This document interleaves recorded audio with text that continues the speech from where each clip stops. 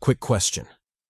If you accomplished everything you ever wanted in life, only to later discover it was all a simulation, would you choose to keep living in it? Or would you wake up? Let me know your answer in the comments below. Anyway, on to the video. Like all their predicaments in L.A.G, Jeong stepped forward to resolve it. Who else could do it if not him? Dwayne was too smooth-brained to handle such complex situations, and Kara couldn't even be trusted to keep her cheeks consistent, let alone deal with this. Thus, our boy wisely stepped up and sent out his skelly Chad to scout the way. The poor fellow was all too familiar with its expendable nature by now, so it quietly went forward. After walking for a bit, the fog completely consumed it, and it disappeared from the trio's view. Though they hadn't seen what happened, it didn't take a genius to guess the fucker was cooked, and most likely, it wouldn't be coming back. Jeong's action of recalling his shattered bones further confirmed this point. After mulling it over for a bit, Jeong decided to head inside solo. If the lightning fog was too much for the skelly Chad to endure, then it fell on him to stake it out. Obviously, the duo opposed this idea. They deemed it too dangerous, and instead suggested finding a different route to test out. But Jeong rejected their proposal. First of all, he had the lightning skill, and with its effect, he might be able to endure the lightning storm in the fog. Secondly, who's to say the door they'd been looking for wasn't in the fog? Wouldn't it be stupid if they detoured around it only to fuck themselves in the process? No matter the case, this was something he had to do. Kara understood his reasons, but she couldn't help but raise her concerns. She was truly getting a bad feeling from the fog. She confessed that her feelings had never been wrong. Ever since she was a kid, she'd always had a sixth sense about such things, and more often than not, she would be right. In fact, the tragic mystery of her disappearing cheeks had been foreseen by her, and she also knew things would change for the better soon. Jeong gently patted her head to reassure her. He told her not to worry too much. He'd be fine. He was Jeong motherfucking Hyeok. At the very least, he possessed the ability to protect himself, no matter what he faced inside. As for her prediction of her cheeks returning, he could already see them, and giat damn. Them cheeks were really cheeking at this moment. Though he was reluctant, he forcibly peeled his eyes from the baddie and headed into the fog. As he walked, the worried voices of the duo reached him, telling him to be careful. Kara even said she'd be waiting for him, meaning it wasn't completely hopeless for our virgin Chad. If things aligned for him, then he might just get some cheeks in the future. Fingers crossed. Speaking of the baddie, she worriedly asked Dwayne if Jeong would be alright. Dwayne reassured her. If it was Jeong, then he was sure he'd be okay. The dude was just built different, and he doubted anything would stop him. As the two conversed, the scene switched to Jeong, the subject of Dwayne's glaze. Just like he'd expected, Jeong hadn't faced any difficulties yet, and the task was more like a leisurely walk to him at this point. However, whether or not that would continue to be the case was unclear. Jeong had the electric man and pain relief passive skills, so he was confident he could endure the lightning storm somehow. But for how long? Even he didn't know. Well, he was going to give it his all anyway, so there wasn't much point in overthinking it. He immediately braced for impact, letting the lightning storm consume him soon after. When the storm struck, all of Jeong's past bravado completely disappeared. He wailed like a little bitch, forced onto his knees almost immediately. Whatever pain he thought he'd feel, this was way worse. In fact, it was so bad Jeong started to doubt L.A.G. Was this because he had a baddie and some glossy cheeks waiting for him? Because who else but the hating author would punish him to this degree? Well, even if it was him, this alone couldn't shake his resolve. He immediately exerted himself, slowly rising to his feet. Because of his passive skills, his body was slowly but surely adapting to the storm, and it wouldn't be long until he conquered it. And so, with that in mind, Jeong slowly walked forward, delving deeper and deeper into the fog. After seemingly an eternity of pain, he finally walked out of the fog, finding himself on the opposite side of the hall. The first thing he did was assess his situation, and to his shock, he realized that he'd powered up. Because of his electric man skill, the storm was like a supercharger to him. It further buffed his abilities, giving him unprecedented power. The only shame was that the buff was temporary, and he could only use it once before it completely disappeared. Even so, this was still a significant advantage, and Jeong couldn't help but feel more reassured about his incoming scout. After walking for a bit, a noteworthy change finally appeared before Jeong. It was another door, similar to the one that brought them to that section of the labyrinth. He wasted no time, instantly entering through the door. What met him was another dark hallway, this one way darker than the last. In the depths of the shadows, several obscured figures reigned, quietly whispering amongst themselves. Jeong immediately went on high alert. He activated his owl eyes, finally getting a clear view of the room. All around him were those weird naked freaks, the same nudist bastards as Derek, chest to nuts. As he noticed them, the nudist colony also noticed Jeong, and their whispers instantly shifted to discussing him. They brought up the fact that Jeong had managed to arrive there while still intact. Evidently, he had a lightning skill to deal with the fog lightning storm. But so what? He was still going to die there, and there wasn't much he could do about it. The leader of the nudists initiated contact. She asked Jeong why he was staying quiet even after seeing them, but Jeong ignored her. He instead focused on what the nudists had been whispering about. From their short discussion, he deduced that the reason the bastards were charred black was because of the lightning storm. As for what the exact details were, he still had no idea. He then asked his own question, inquiring whether he'd find the Minotaurus if he proceeded forward. The black-faced motherfuckers collectively laughed at his question, finding it hilarious. Their leader, Glenn Ryder, responded to Jeong's question. She told him that the boss's room was indeed ahead, but whether or not he'd find the boss inside the room was unknown. Jeong nodded to her reply before asking another question. Were they still human? Glenn responded rather smugly. Of course they were human. It's just that they were an evolved species of humans. They were faster, stronger, felt no pain, and most importantly, if you could overlook the black face, then they were naked walking fan service for all to enjoy. The only limitation, which wasn't actually a disadvantage in their books, was that they had an insatiable desire to consume flesh, specifically human flesh. So, him walking in there was like a lucky turn for them, almost like he'd personally delivered himself to be devoured. Jeong snickered at her comment before replying.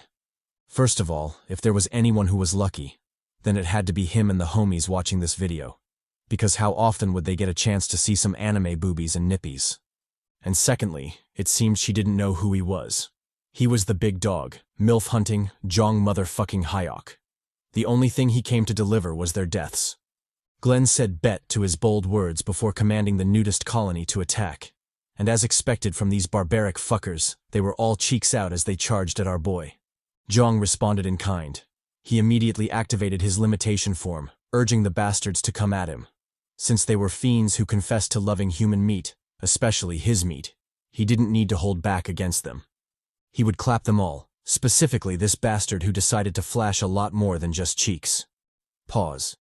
As the cheeky fuckers charged at him, Jeong entered his karate, whoop-ass fighting stance. He channeled his left-right goodnight, lightning punch, driving his fist into the nudist's face. The blow was so powerful that its eye burst out before it was yeeted into the sky. Obviously, its partners didn't take this lying down. They charged at Jeong from the left, the right, and even from above, successfully completing a three-way pincer attack. But Jeong wasn't flustered. He gathered his energy before shooting it all out, sinking the entire room into his lightning domain. Wherever the bolt struck, chaos reigned, zapping the living shit out of the nudists. However, despite the CHADY display, the bastards weren't that easy to deal with. Only a single nudist suffered lethal damage, while the rest just tanked it. Even though they'd be dazed for a while, it wouldn't affect the general battle much. Jeong immediately noticed this and went on high alert. He identified the black color on the nudist's skin as the true cause of their survival. From his analysis, the color wasn't just a convenient effect for the author to hide the good stuff. It also served as an insulator, protecting the naked folk from lightning. Since things had turned out like that, Jeong instantly changed his fighting style. He switched to the in-your-face bitch slap and cheek slash, instead of ranged lightning strikes. With the choice made, Jeong immediately acted on it. He sidekicked the hell out of the first nudist, sending it flying like a broken kite. One of the nudists capitalized on this moment to launch a sneak attack, but Jeong easily dodged that sly hoe. He responded with a vertical slash, aiming straight for its skull.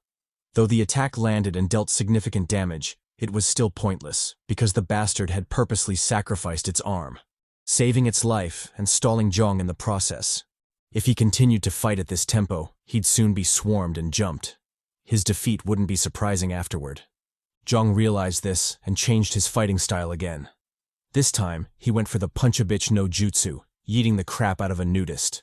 For the rest of the charging bastards, he yelled at them to come at him. There was plenty of ass where that whoop came from. And he meant it too, because he immediately dished out 2 killer crosses, clocking 2 bastards in the jaw. Unfortunately, his momentum was disrupted by a sneak attack from the back, causing him to groan in pain. In fact, if it wasn't for his absurd passive skills, he might have fractured his spine from that blow. Luckily, he was him, and he instantly recovered, countering with a forehead block. The attacking nudist was caught off guard by such an odd move, leaving it open for a counterattack. Jeong didn't waste this opportunity and directly shoved his fist into the fucker's mouth. He channeled his electricity and burst its head, sending chunks of flesh flying like a squashed tomato. Another foe closed in for a sneak attack, but Jeong instantly responded, bitch slapping the hell out of it. He then followed up with a sweep attack before finishing it off with a stomp to the head. As he was busy dealing with the first nudists, another one pulled up behind him again, going for yet another sneak attack. This time, however, things were different. Jeong's danger sense suddenly flared, warning him of an impending calamity. He didn't hesitate or question it, just dived to the side to dodge. Luckily, he did, because the attack turned out to be so powerful that literal shockwaves were heard from the force. When Jeong saw this, he immediately opened his second door of limitation. The new nudist was obviously different from the rest, and playing around wouldn't do him any good. He first stepped on its foot before cocking his hand back for a killer uppercut. Because its leg was trapped, the fiend didn't fly away, but instead remained firmly within Jeong's grasp. Our boy didn't hesitate to give it the Wayne Brady treatment, firmly choking that hoe. And since he was him, he ruthlessly tore off its neck, taking a chunk of flesh as his battle spoils. Surprisingly, even though its neck was torn off, the bastard didn't immediately die. It first glazed our boy, telling him he was hella strong. The rest of the colony saw their leader fall and immediately went into a frenzy. They charged at Jeong with madness, disregarding their own lives. However, before they could send themselves to their doom, a loud voice called for them to retreat. And although reluctant, they all pulled back. Jeong was left alone in the middle, and honestly, he looked like shit. When Jeong saw them retreating, he flashed an evil smile. His face was particularly demonic, with the blood trickling down like tears. The nudists witnessed this and became enraged. Did this Jeong bastard really think they were afraid of him? They collectively charged forward, disregarding their orders to retreat. Jeong smiled even broader at this. This was exactly what he wanted. He immediately summoned back his bone blade, making a wide slash around him. When the dust settled, we realized that the slash wasn't just to farm some aura. Our boy had actually extended his bone blade, cutting through the encirclement of nudists like butter. The slash was so devastating that several limbs were cut in the process, the nudists forever maimed as a consequence. Glen's heart bled at this loss. She bellowed at the colony to retreat, this time her voice leaving no room for defiance. The nudists wisely listened and backpedaled, putting as much distance as they could between themselves and Jeong. When she saw her colony was safe, Glen heaved a sigh of relief before addressing Jeong once again. She asked him to join them. He was to abandon his humanity and become a nudist like them. She promised the change would be extremely beneficial to him, an improvement in strength being just the basics. But Jeong instantly shot her down. He had no desire to crawl on walls and eat humans, let alone be butt naked and flash his cheeks across the manhwa panels. If he did that, then the Chad Not would have a hard time saying pause after every scene, which, in truth, would be quite a chore. However, if he were being honest, the boost in their physical characteristics was indeed quite tempting. If he took her up on that offer, who knows how many inches he'd gain as a result. Pause. Glen sighed at his refusal before saying something about food, but honestly, I couldn't care less because my full focus was on them melons and nippies. Damn, holy melons. Luckily, Jeong wasn't as thirsty as I was. He fully focused on Glen, racking his brain to figure out an escape plan. It wasn't that he was afraid of them. On the contrary, he was quite confident he could clap any of them in a one-on-one duel. However, the current situation wouldn't allow that. The bastards would definitely swarm him, and their numbers were too many for him to launch an effective counterattack. There was always the option of opening the third limitation door, but Jeong quickly ruled out that idea. The backlash and unknown consequences were too severe for him to casually make that move. So long as he wasn't forced to, he wouldn't make that choice. Jeong then thought about his other options, one of them being retreating to the lightning storm to recharge. However, this idea was also eliminated. If he did that, then there was a huge possibility he'd draw the enemy with him and implicate Dwayne and Kara in the process. Dwayne was okay. He could go die as far as he was concerned. But Kara couldn't die. She'd promised him some cheeks after all. If great wars could be fought because of cheeks, why couldn't he sacrifice his life for the same? That was just pure logic. Well, more like CHADY logic. With so many ideas ruled out, Jeong was left in an awkward situation. He didn't know what to do, and Glenn was also adding pressure to the situation by commanding her soldiers to attack. If it wasn't for her glorious peaks and nippies, then Jeong would be hella upset with her. Too bad she held the visual advantage in this case. Just when his situation was at rock bottom and his demise was proving inevitable, an idea suddenly struck Jeong. He ignored the charging nudists and locked all the fuck in. When the first nudist lunged at him, his aura suddenly turned dark. So dark that the limitation demonic aura was nothing in comparison. Official debut, the madness skill had finally been unleashed. While under the effects of madness, the whole world seemed to have slowed down before Jeong. The nudists were moving so slow it was almost like they were toying with him. But Jeong knew this wasn't a game. He also knew the nudists weren't slow at all. It was his speed that was ridiculously fast. In fact, he was so fast that bitch slapping and Brady choking the nudists wouldn't be a challenge to him. With this realization, Jeong immediately started his counterattack. He first grabbed the leading nudist, breaking its arm in the process. He then grabbed its face, flashed a sadistic smile, before ripping that fucker clean off. Just when I thought he couldn't get more savage, Jeong actually threw the face, yeeting another nudist in the face with it. He followed up with a lunge before karate chopping the shit out of the second nudist. Under the might of his blow, the poor fellow lost its eye, the bastard popping right off. A third nudist used that chance to strike back, kicking Jeong straight in the jaw. But Jeong easily tanked that shit, launching his counterattack immediately after. He grabbed the fool's leg before punching straight through its skull. Yes, I shit you not. Our boy straight up punched through a skull. Talk about aura. The rest of the nudists saw this and doubled their assault. It was obvious how livid they were. But again, Jeong wasn't flustered. He simply grabbed his third victim and threw it at them, playing a real-life version of whack-a-bitch, whack-a-mole. Unfortunately, his long session of aura farming finally came to an end with Glenn's ambush. And just like her name, she rode that heel deep into Jeong's spine. Or maybe it was his ass. It was hard to tell from this angle. However, from how his legs were curled up like that, I'm leaning towards the latter. She then comboed the assault, kicking the hell out of our boy.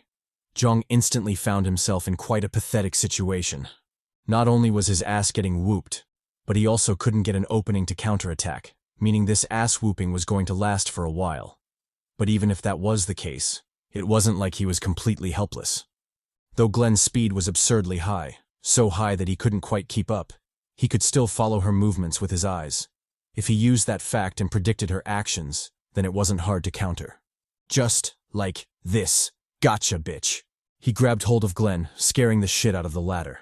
With his sadistic smile still radiating, Jeong tightened his grip, breaking Glenn's arm like a twig. The overwhelming pain sent the black baddie into a frenzy.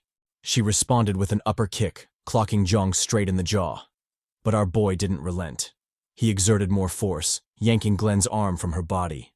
Before the baddie could scream, Jeong clasped her mouth, then her face, before lifting her into the air. Through CHADY dominance, he slammed that hoe into the ground, crushing the whole floor in the process. Jeong smiled at this massacre, but deep down, he was hella anxious. This wasn't him. He'd completely lost himself to the skill, and currently, even his body wasn't under his control. If he couldn't snap himself back, then there was a huge possibility he might just die there. Damn it, Lag, just how many traps do you have? As Jeong was still cursing the hellish game, his hand instinctively pressed harder on Glenn's neck, firmly choking that hoe. And contrary to what I was expecting, the bitch actually died, leaving behind her soul and, of course, a quick peek at them cheeks. Jeong sighed regretfully at the concealing paint before shifting his focus to the rest of the nudists. If the Chads watching couldn't get a clear view of Glenn's plot, then he might as well compensate them by clapping some nudists' cheeks.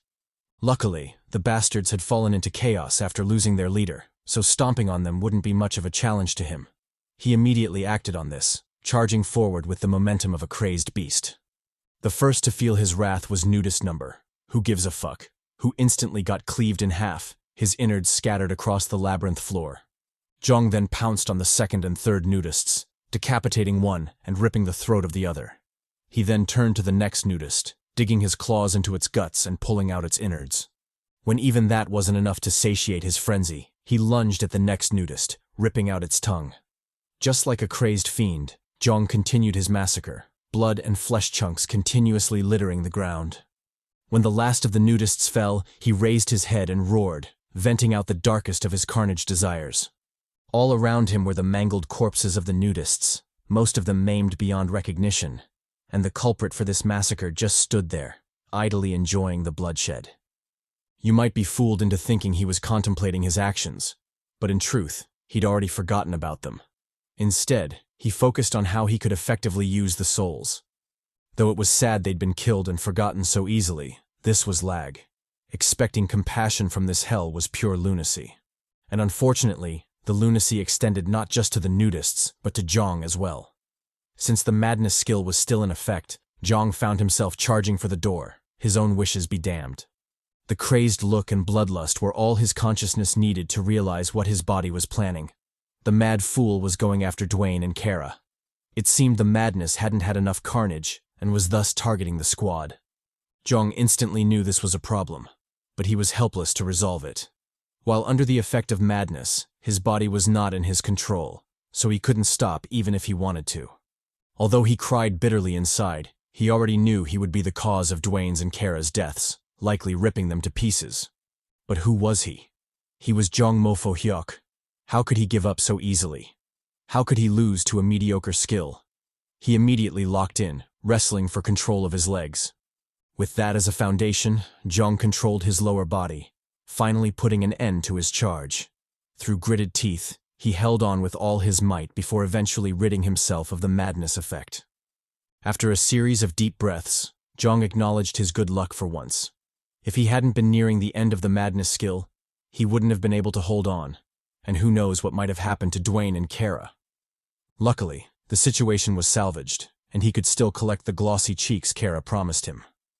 As he walked back to the nudist's room, Jeong reflected on the intricacies of the madness skill. Although it was undoubtedly overpowered, he decided not to use it casually unless he was truly at death's door. Such a skill was too risky, especially since he had his squad with him. Locking back in, Jeong leisurely collected the souls from the nudists, and thanks to their generous donations, he now had a whopping 370 souls to spare. He giddily pocketed all the souls, even entertaining the thought of sharing some with Dwayne and Kara. Dwayne wasn't all that important, but how would Kara react? Would she introduce him to her brother, Hawk 2, as thanks? Or maybe her sister, Gawk 3000? Both cases would be fine, and honestly, he'd take anything at this point. Following Jeong's glare, the thirsty narrator refocused on the story. He shifted his attention to the dark hallway, a lone door hidden in its depths. Jeong quickly approached the door before cautiously heading inside. When he did, a system notification popped up announcing that he'd entered the main room of the labyrinth. Jeong ignored the notification as he silently studied the room. To his shock, he discovered the room had an uncanny resemblance to the starting point of L.A.G, the very same room that had started this shit. Even though he was shaken, he quickly calmed down before looking for the familiar lever hidden in the wall. Pressing it opened a secret door, just like in the starting room. With zero hesitation, Jeong walked into the light, slowly entering the crystal room. As he scanned the familiar sight, another notification sounded, informing him that he could morph into a labyrinth resident in that room. As for who the residents were, they were obviously the nudists. The process was simple. All he had to do was place his hand on the terminal, and the system would handle the rest. If he did that, then he'd receive all the perks of the nudists, and then some. Jeong mulled it over as he slowly unraveled the mysteries of the transformation. From his deduction, he realized that all his accumulation, his skills, and souls would be traded in for the passive skill Labyrinth Man. It was this skill that gave the fucker nudists the abilities they had.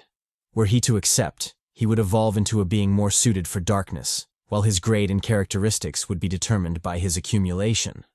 At level 3, he wouldn't be able to walk or talk, just like the fallen Derek Chestnut.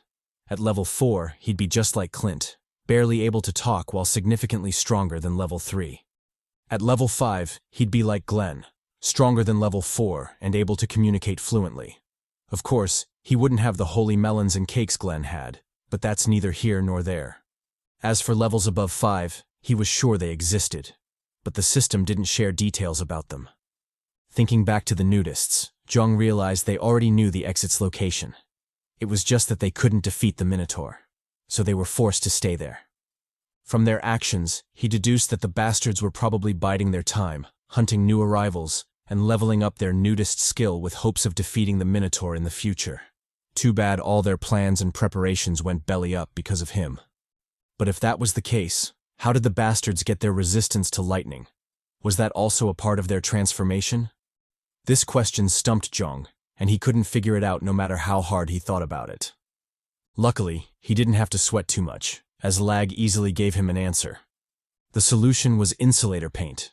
It would protect the user from electricity if sprayed all over the body.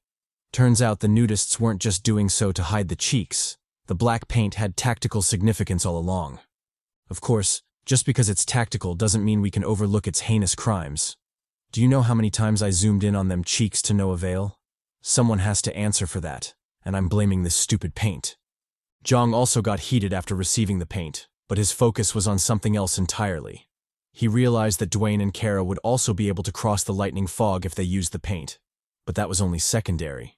What was truly important was that Kara had to be butt naked to use the paint, not to mention the nosebleed sight of her covered in spray. If things turned out well, both he and the homies watching this might just get the feast of a lifetime. Itadakimasu.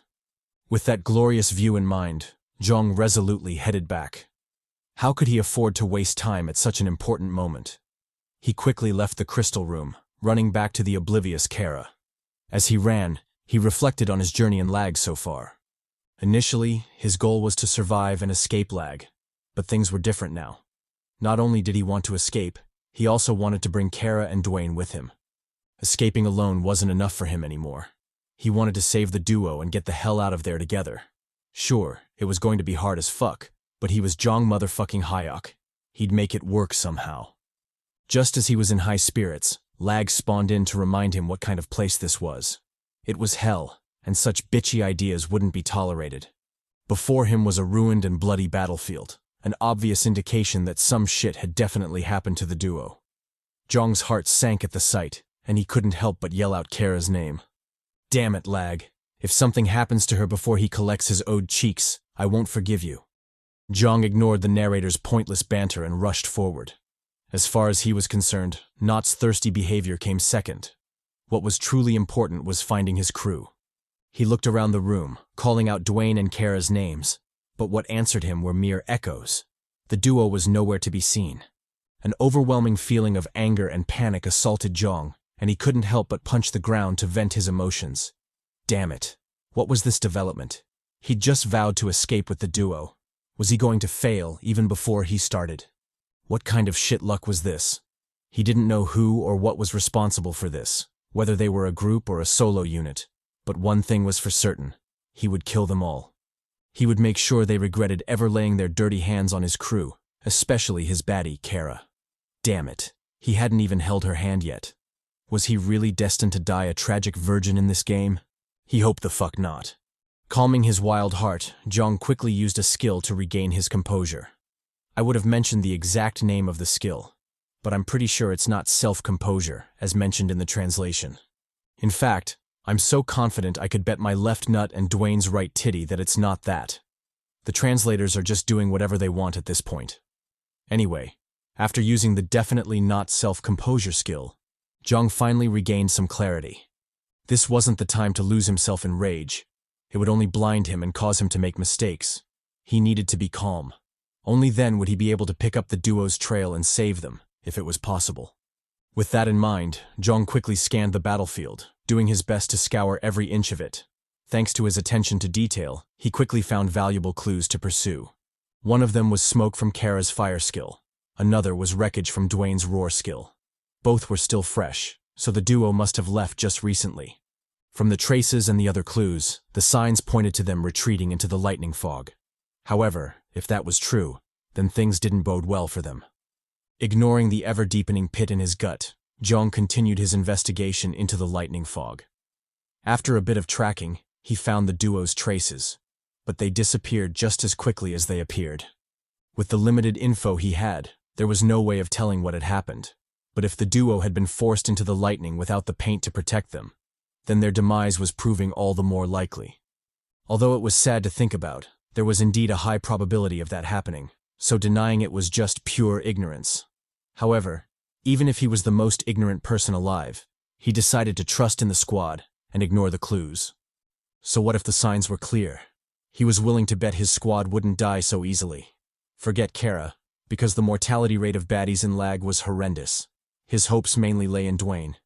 The giant unit was definitely him, so surviving shouldn't be a problem. And if he looked out for a brother and saved his baddie, then that would be even better. With renewed hope and a calmer heart, Jeong immediately returned to the crystal room. Since he was betting on his squad's survival, he had to do his part to survive as well. And the first thing was to clap the Minotaur. After finding and activating the hidden switch in the wall, Jeong watched calmly as the trapdoor activated, opening up a path to the boss room. Although he was itching for a glorious fight, he wasn't stupid. He also knew moving forward without Dwayne and Kara would be hella hard, so caution was necessary.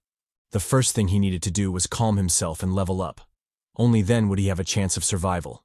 Thus, he quickly burned through his souls, leveling up a shit ton of skills. You can pause the video to get the exact details because ain't no way I'm reading all that shit.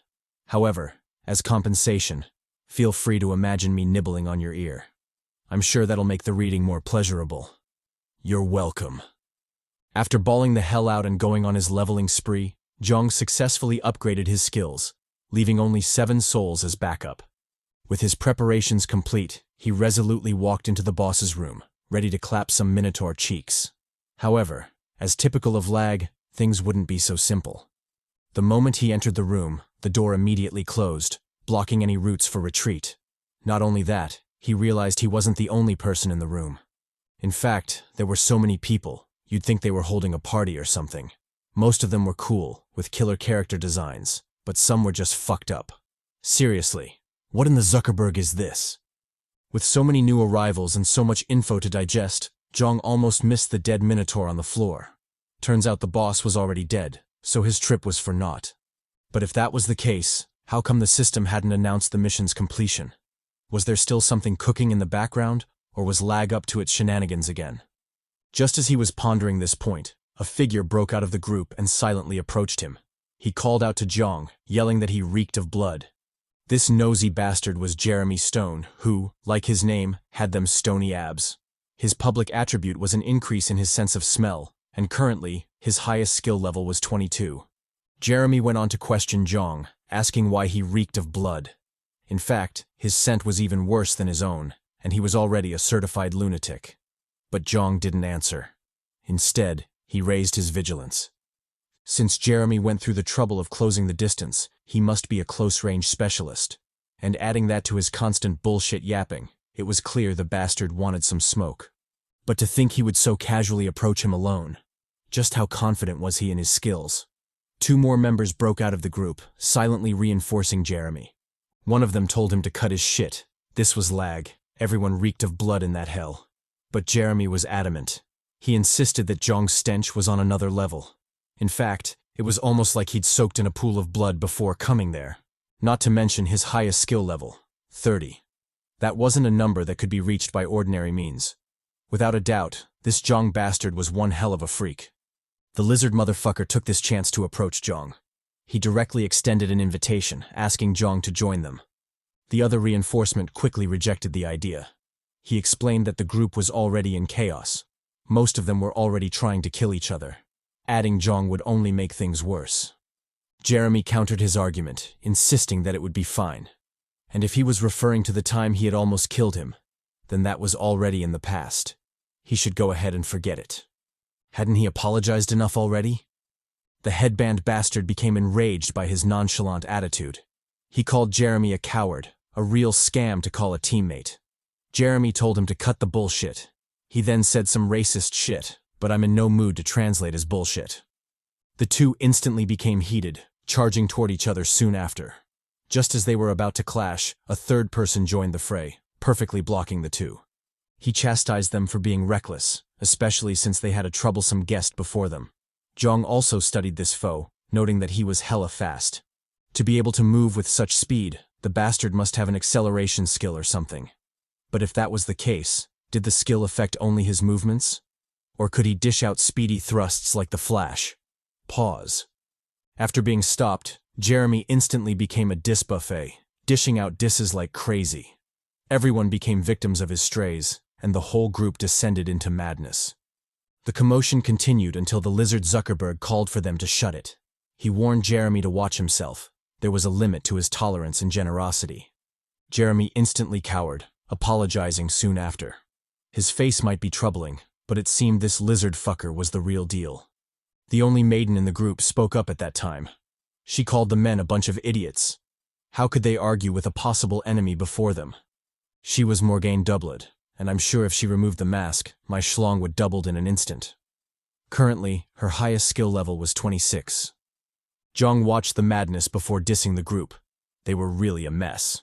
Well, even if they were a train wreck, it had nothing to do with him because there was no way in hell he'd join them anyway. Jeremy heard Jeong's condescension and immediately got heated. He mad-dogged Jeong, asking what gave him the confidence to speak so brazenly. Jeong told him to cut the chit-chat. If he wanted smoke, then they should get on with it. Jeremy responded with, bet. He indeed wanted that smoke. Jeong told him, cool. That was exactly what he wanted as well. He'd been feeling rather awful lately, and a target to vent his frustration on was exactly what he needed. Since Jeremy had so generously volunteered to get smoked, he'd graciously accept and tear that ass up. No homo, of course. Jeremy involuntarily took a step back at Jeong's words. He'd known L.A.G was a harsh place, but who would have thought his delicate ass would be at risk as well? If that was the direction of this fight, then he might as well stop. He'd leave that sort of thing to Diddy.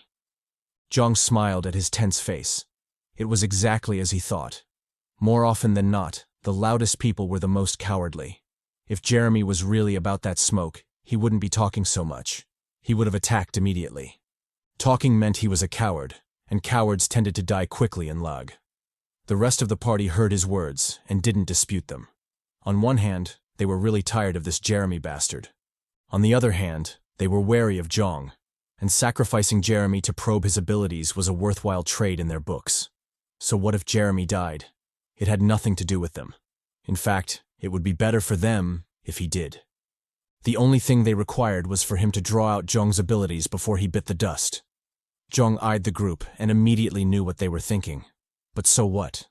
Was Jeong Big Papi Hyeok so easy to manipulate? If these fools thought they'd get their way so easily, they were dreaming. He would wreck any schemes they had and kill anyone who dared stand in his way. But first, he should get rid of this Jeremy fucker because he was also getting tired of his nonsense yapping. He easily sidestepped Jeremy's stab, causing the latter's attack to miss pathetically. Jeremy didn't let up. He instead doubled his assault, sending a flurry of stabs at Jeong. Jeong read the attacks and nimbly dodged them all. Such puny attacks weren't a threat to him. He then changed the tempo, clocking Jeremy square in the jaw. The blow left Jeremy dazed, forcing him to activate his trump card. 2 more daggers flew from his pants, joining his offensive. But how could Jeong let him do as he pleased? He rapidly closed in, his fist coated in lightning. With a mighty punch, he tore through Jeremy's jaw, sending the latter flying. Just like that, a cocky bastard fell. His yapping maw mangled beyond repair. Jeong nonchalantly collected his soul before turning to the party. What would they do now? Would they fight, or nah?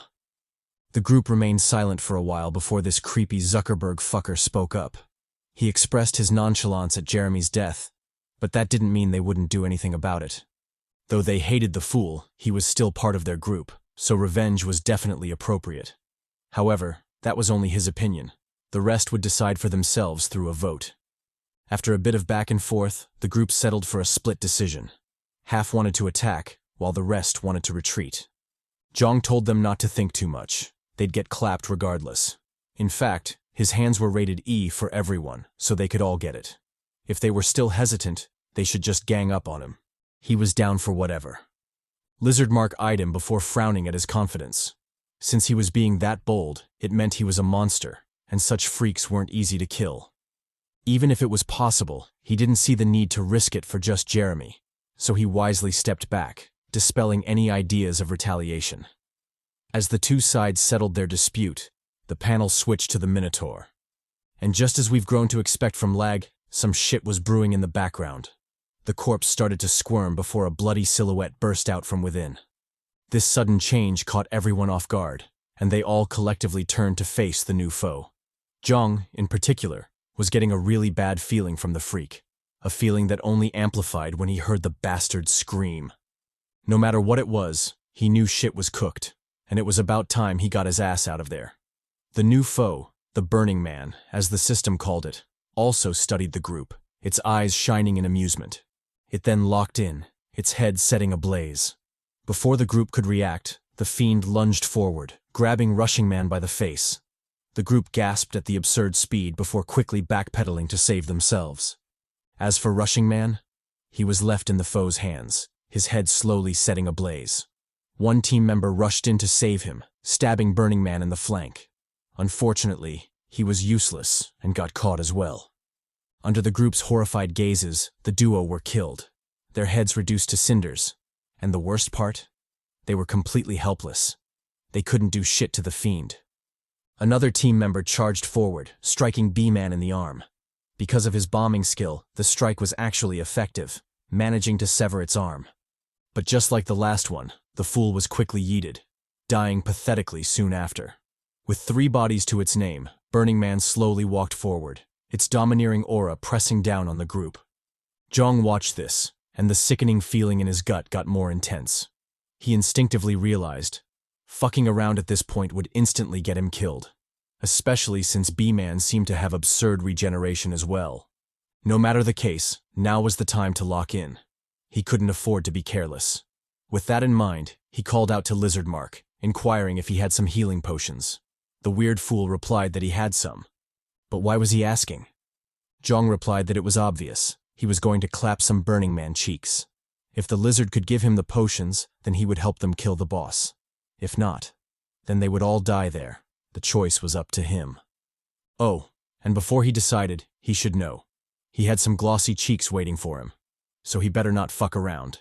Pause. Jeong continued to urge, or rather, extort, the group.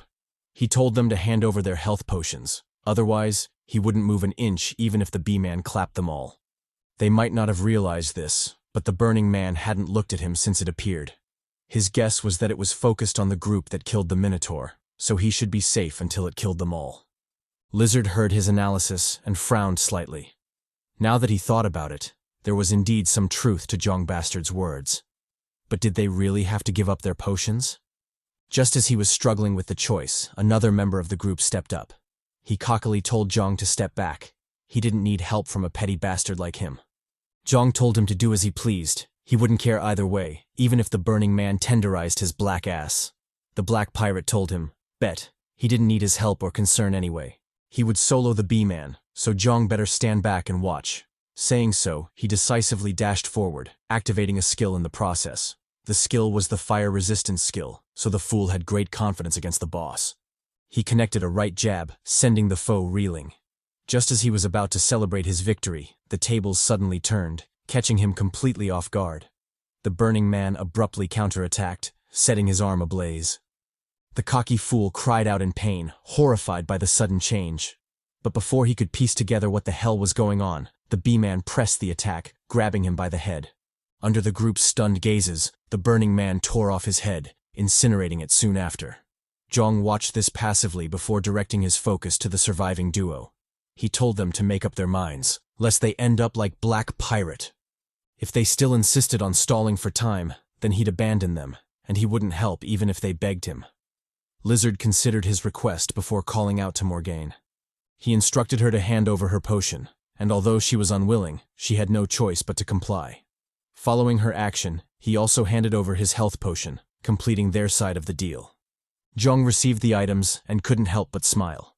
With the two serving as reassurance, he was free to crush out. Although he had no idea how bad things would get after he used madness and limitation, at the very least his life wouldn't be in danger. Thus, his frown gradually eased.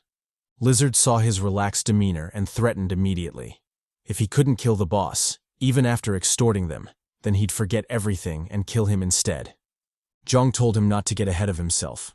He couldn't kill him even if he tried, and besides, if he failed to kill the boss, then both of them would definitely die. So what's the point of threatening him? He encouraged them to stay still and watch as he saved their pitiful asses. With those words, Jeong immediately locked in. He traced the boss's gaze, realizing that it was still focused on the duo. Since that was the case, he'd be a fool if he didn't exploit it. He resolved to finish it in one move, lest Lag did the Lag thing and curveballed his ass. As for the exact strategy, he had a bunch to pick from, with the fourth door being one of them. However, that was just an idea. He wouldn't be stupid enough to actually try it. He hadn't even opened the third door, so opening the fourth door was pure lunacy, even if he had the medicine as backup. Speaking of the third door, he decided to give it a spin, and boy, was it OP. His aura suddenly radiated, suppressing the entire room. Jeong felt the power and couldn't help but gasp in surprise. If the third door was already this intense, then the fourth door would definitely tear him apart. Good thing he hadn't been greedy enough to directly open the fourth door. The duo saw his new form and asked if he was okay. He'd talked big game earlier, so how come he looked so terrible even before the fight began? If he ended up dying before actually fighting the boss, then that would truly be a joke. Jeong told them not to worry. Despite how he looked, he was golden. He warned them to stand back since the boss was attacking. He also cautioned them against moving even if the boss targeted them. Lizard heard his last words and immediately shouted for an explanation. Who would be stupid enough to stand still when their lives were on the line? Jeong told him to trust him. He had his reasons. Lizard said, "Bullshit," to that. If he couldn't properly explain himself, then he wasn't doing shit. Jeong replied that he had no time to explain it to him. If he wanted to survive, then he'd better trust him and stay still. Lizard shouted for an answer, but Jeong swiftly disappeared, leaving him to face the charging boss. An overwhelming fear and panic assaulted his weird ass, but he desperately held on, doing his best to stay still. Just as the boss's fist was about to crush his skull, Lizard couldn't take it anymore and shouted at Jeong to save him. Our boy spawned above the fiend, his bone blade ready. He yelled for Lizard to stay still, since everything was still in his control. Saying so, he activated his lightning skill, slashing the burning man cleanly in half. The force from the blow kicked up a lightning storm, creating a huge crater on the ground. Jeong gasped for breath, clearly strained by the power. He wisely deactivated the skill, choosing to minimize the backlash as much as possible. In addition, he also used the health potion, hoping it would speed up his recovery. With that done, he shifted his focus to the dying boss. However, even after a while, the system still hadn't sounded, meaning shit wasn't over just yet. Jeong frowned at this sight, wondering what was going on. Had his prediction been wrong and the Burning Man wasn't the true owner of the labyrinth? Or was there another owner lurking in the shadows somewhere? No matter the case, things weren't looking good, and it seemed Lag was about to start some bullshit again. Lizard also caught on to the problem and asked Jeong what was up.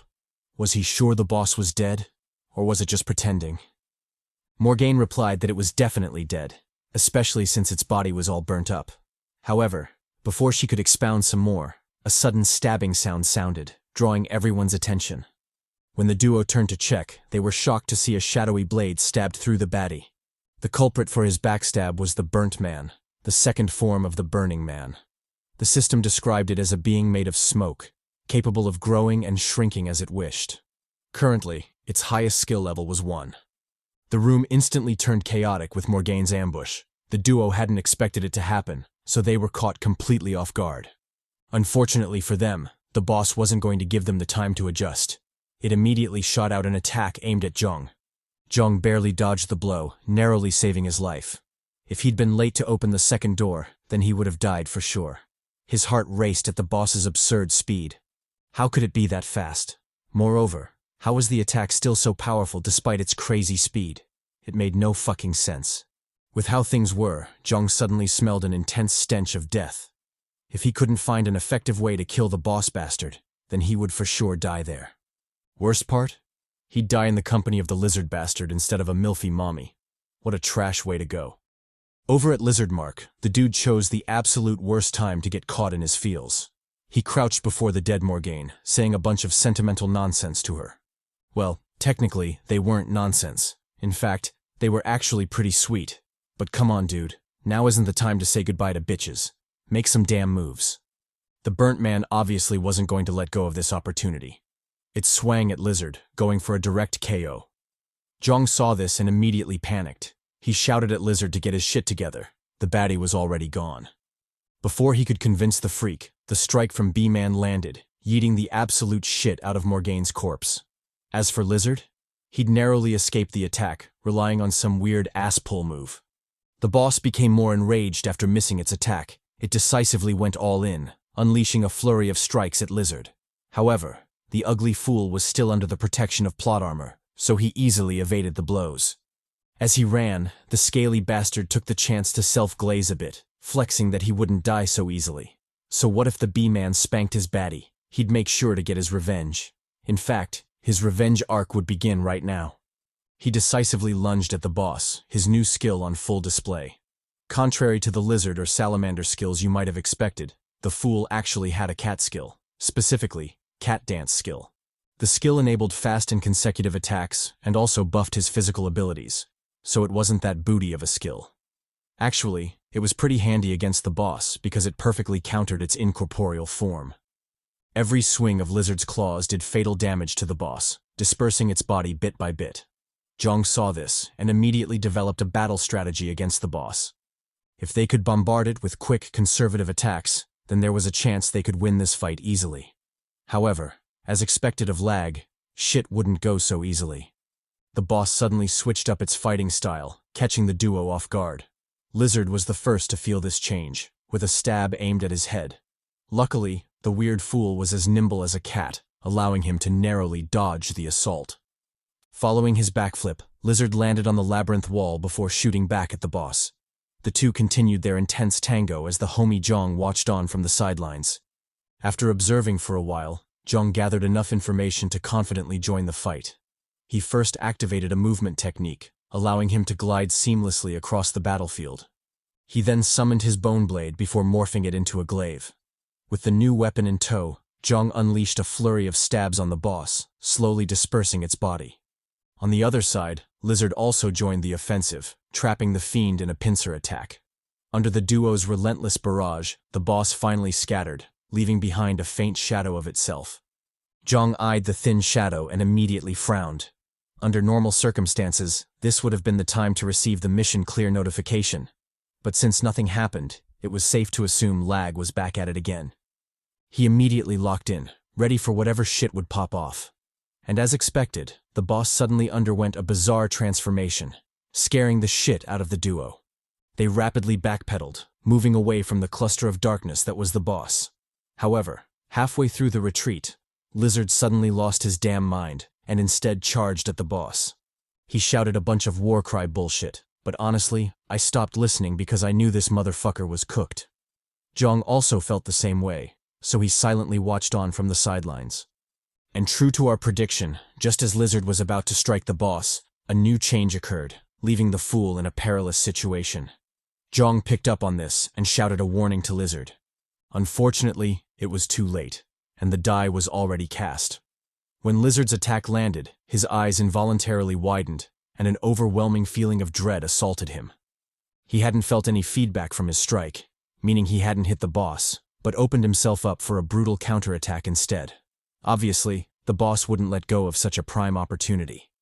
It instantly extended its shadowy tentacles, wrapping Lizard up in a cocoon of darkness. The cocoon then constricted before it slowly and painfully squeezed Lizard to death. With one final ghastly cry, the weird fool burst open like a ripe tomato, sputtering his blood across the labyrinth floor. Following his death, the dark cocoon settled into an unnerving silence as Jeong continued to watch from the sidelines. However, different from before, his face was now tensed, showing just how troubled he felt. He cursed Lizard for his rashness, openly blaming him for his current predicament. Didn't he know anything about L.A.G? How could he make such an amateur move this late into the game? Truly pathetic. Just as he was cursing Lizard to high hell, a new change occurred, drawing his attention. The darkness from the burnt man was slowly entering Lizard's corpse, promising one hell of a shit day.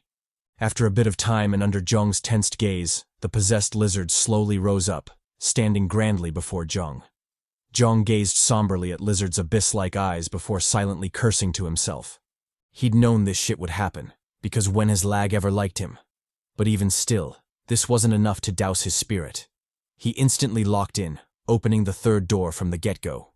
The possessed lizard also responded in kind, roaring out a sonic attack. The might of the blast caught Jeong slightly off guard, forcing him to backpedal. He held on with all his might before finally regaining his ground. When the roar faded, Jeong couldn't help but reassess the fiend. The casual attack was so powerful, it made Dwayne's beast roar seem like kid's play. However, if this attack was already so strong, just how broken was the boss? Not to mention its near indestructibility. How was he supposed to kill this thing? He had absolutely no idea. But still, that didn't stop him from trying. If he couldn't figure it out, then he'd just have to beat its ass until a solution appeared.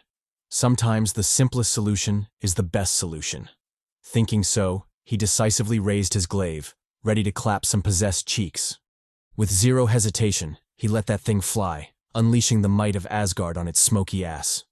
Unfortunately, even this wasn't enough, as not even Poppy Odin could exorcise this stubborn bastard. He easily tanked that shit, smirking at Jeong soon after. Jeong saw the smirk and cursed Lag. If even that attack didn't work, then what did the game want him to do? Did he have to get up close and personal? Fine. If that's what it took, then he'd personally deliver a can of whoop-ass on the fool. He charged forward, swinging his sword for a decapitating slash. But just like all his previous attempts, the slash amounted to booty, as Lizard easily blocked it. Jeong's eyes widened at the feat. Just how strong was this bastard to be able to block a sword with his bare hands? What kind of cheat-like skill was this? Obviously, his doubts went unanswered, and all he got was a killer punch to the gut.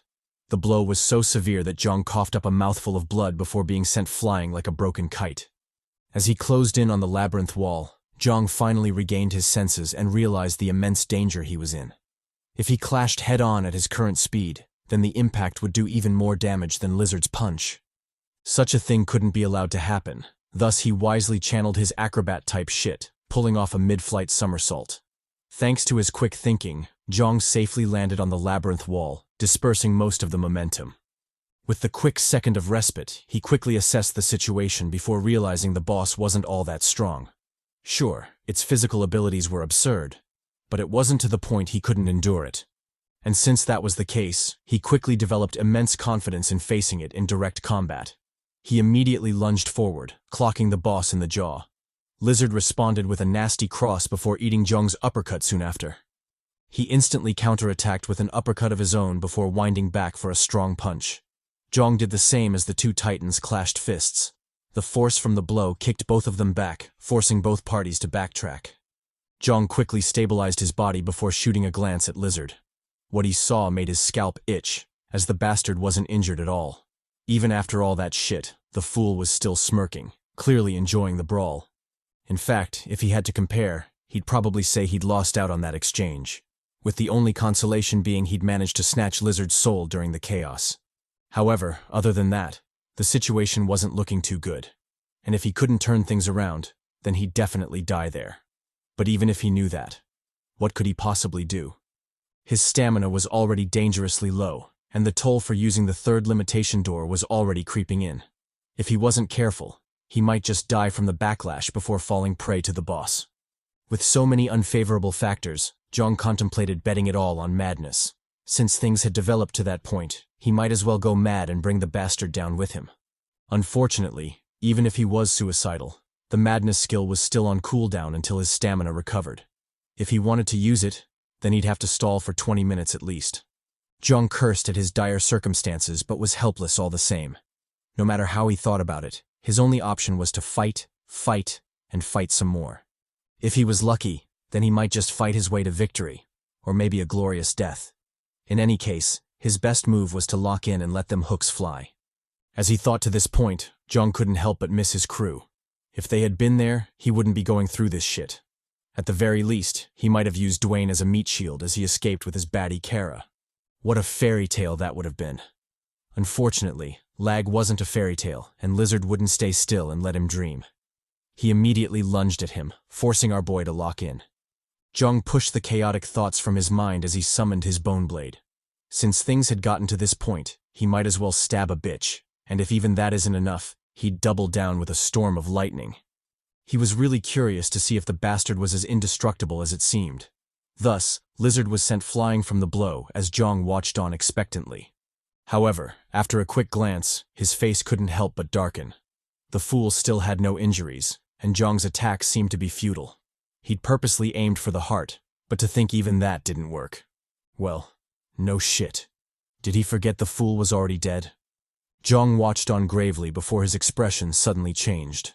After careful observation, he realized that there was indeed a noteworthy change in Lizard's body. The black, smoky substance was slowly seeping from the stab wound. Not only that, the cocky fucker who'd been smirking the entire time was now showing a solemn and wary face. Jeong thought about it before coming to a realization. It seemed the boss's true motive for possessing Lizard was to get a meat shield to protect its weaker, smoky self. If that was true, then destroying the meat shield would enable him to kill the smoky bastard as well. After arriving at this conclusion, Jeong immediately set off to test it out. He first summoned his bone blade before morphing it into a serrated sword. If his guess was correct, then this would be the most efficient weapon to handle that possessed fool, since the edges would deal the most damage to the flesh. And to add a bit of spice to the mix, he summoned another serrated sword, dual-wielding them things. With that out of the way, Jeong immediately charged at the boss, ready to end this shit. He first opened with a right swing, aiming for a decapitating slash. However, Lizard easily dodged that shit, bending his back in unnatural arches. This move surprised Jeong, who hadn't expected the fiend to be that nimble. For a split second, he wondered if Lizard could teach that move to Kara, because who wouldn't want a baddie with a killer arch? However, he was soon pulled back to reality as a nasty punch aimed for his jaw. Jeong saw this and grit his teeth. Damn it, just how many L's was he going to take? Even if he was a patient Chad, this was still some bullshit. Jeong read the attack and narrowly dodged to the side. However, from that close shave with death, he knew this ugly, lizard-arched-back motherfucker couldn't be underestimated. If he wanted to actually survive this battle, then he had to throw all caution to the wind. Fuck defense. He was going all in with offense. He slashed at the fiend, sawing through its flesh with his serrated blade. When that wasn't enough, he headbutted the fool, forcing Lizard to stumble back. Lizard was taken aback by the sudden barrage. For a split second, he failed to react, causing him to take severe damage. Unfortunately for it, that split second was all Jeong needed to press the attack. He charged at the fiend, unleashing a flurry of slashes on it.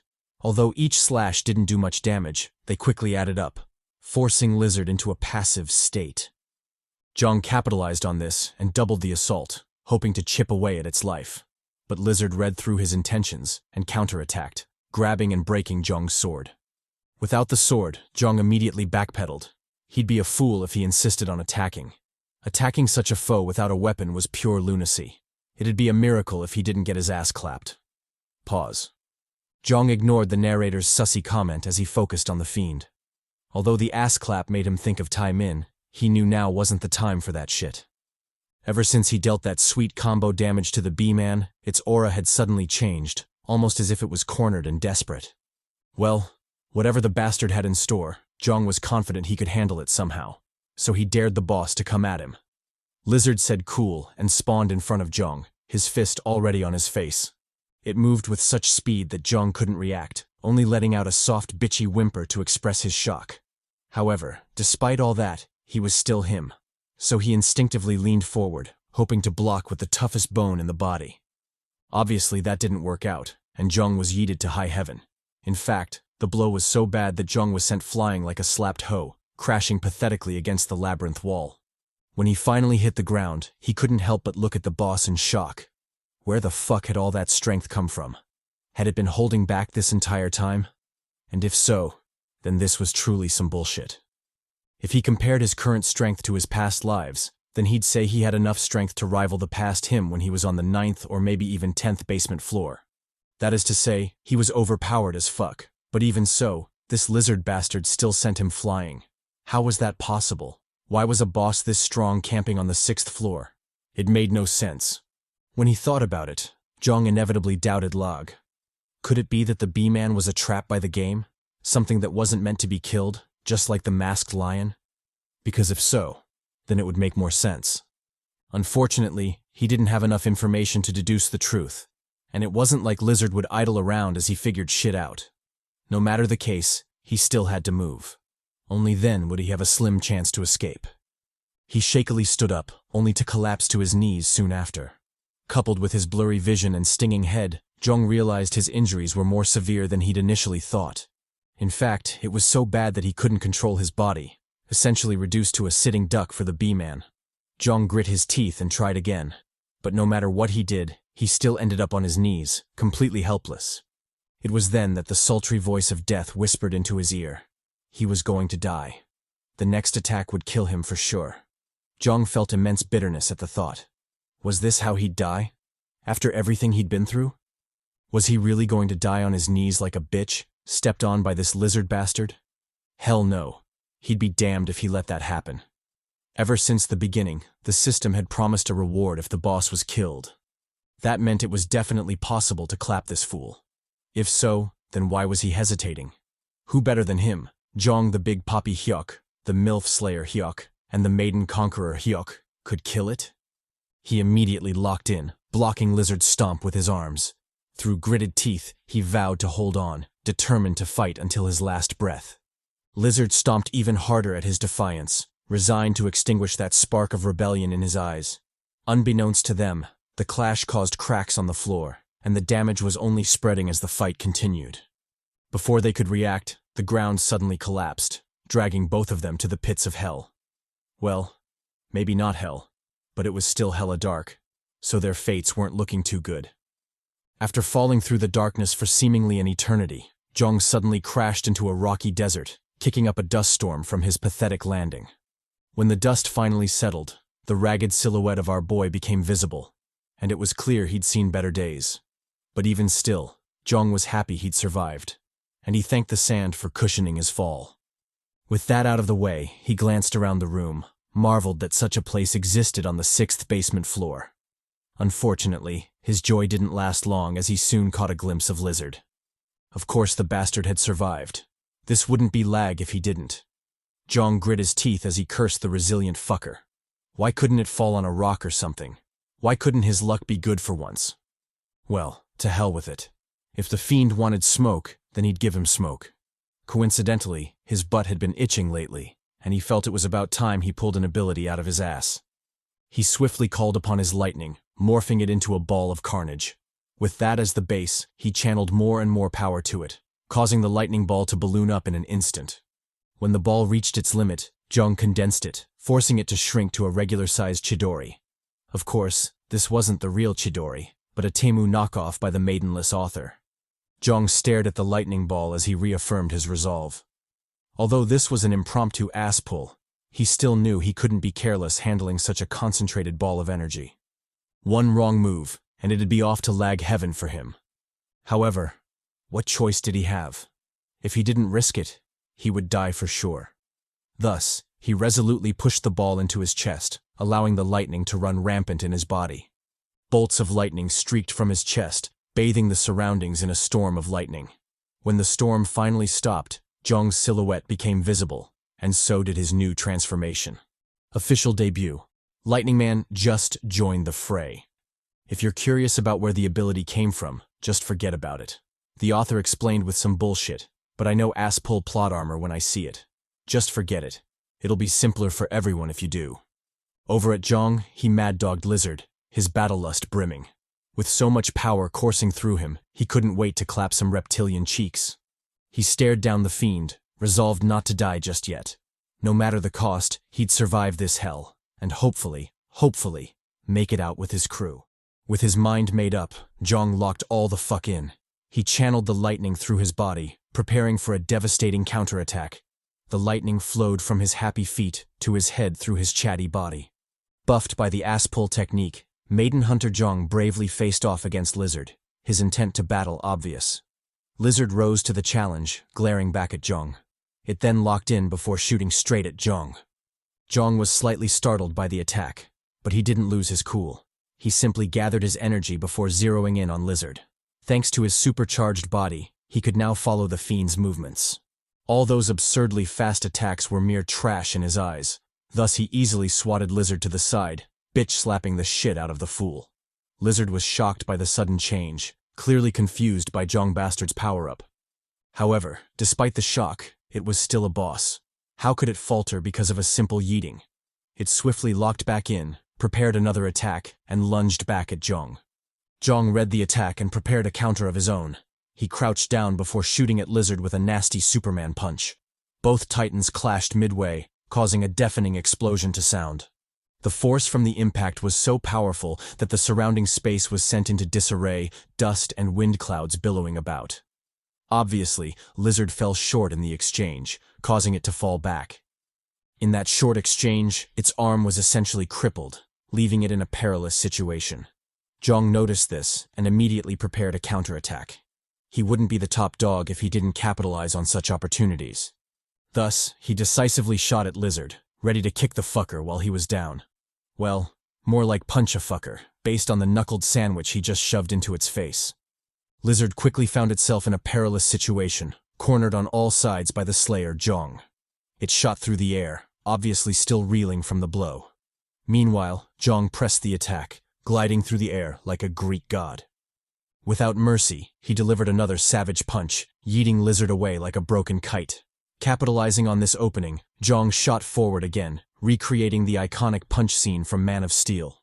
Just like the Chad Cal waifu stealer L, he clocked the shit out of Lizard, sending it flying like a rag doll. After the first punch came the second, then the third, and soon Lizard became a training dummy, punched to high hell for Jeong's satisfaction. When he finally saw an opening in Lizard's guard, Jeong rushed for it, delivering a nasty slam on the pitiful fool. Due to the absurd force, Lizard shot down like a comet, crashing pitifully on the desert floor. However, our boy wasn't done. He prepared another attack, this time going for a Thor-type shit, lightning punch. Buffed by the king of Asgard, Jeong crashed into Lizard, his fist digging deep into its gut. After the first punch came a second attack, a storm of lightning rampaging through Lizard's body. Jeong finally had enough and backpedaled. However, he soon jumped back in and resumed his offensive. Like a crazed beast, he let them fists fly, making sure the fiend was dead for good. After a session of pure carnage, he reluctantly fell back, leaving the mangled corpse for the desert to devour. Jeong eyed his handiwork in satisfaction, but deep down, he still felt like shit.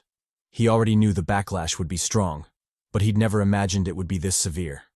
In fact, it was so bad that his body was useless, drained of energy to even lift a finger.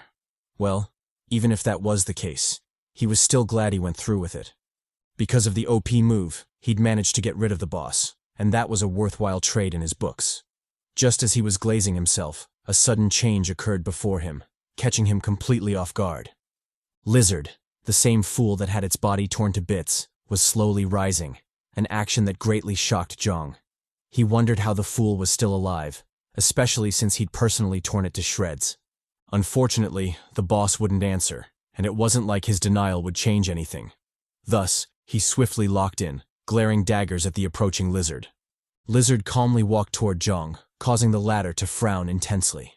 Because of the backlash, his body was still immobilized, so he couldn't muster a resistance even if he wanted to. He stared gravely at Lizard, powerless to stop his demise. Lizard inched closer to Jeong, its arm raised to attack.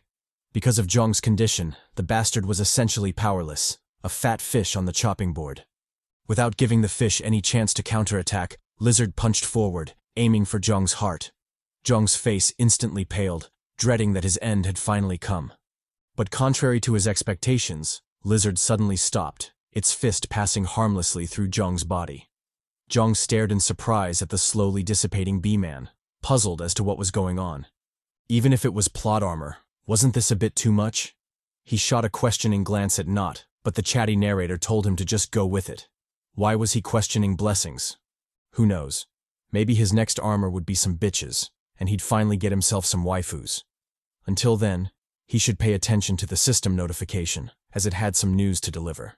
It stated that the additional mission for room B64 had been completed, and the owner of the labyrinth had been killed. As things stood, only one mission was left, and that was to escape that hell. Jeong locked all the fuck in, knowing the true challenge had just begun. Escape aside, his main priority was to find his crew and, more importantly, reunite with his baddie.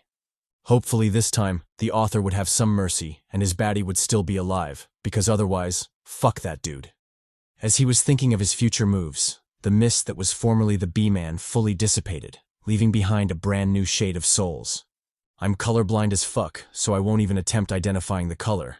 However, the important thing to note is that B-Man was hella strong, so the soul it left behind must be juicy as well.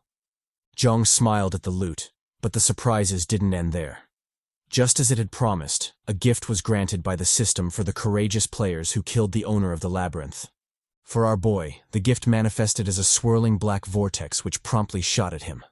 Just as Jeong was beginning to freak out and fear for his body being probed by some black misty tentacles, the mist suddenly changed direction and settled on his right arm. Jeong sighed in relief before shifting his focus to his right arm.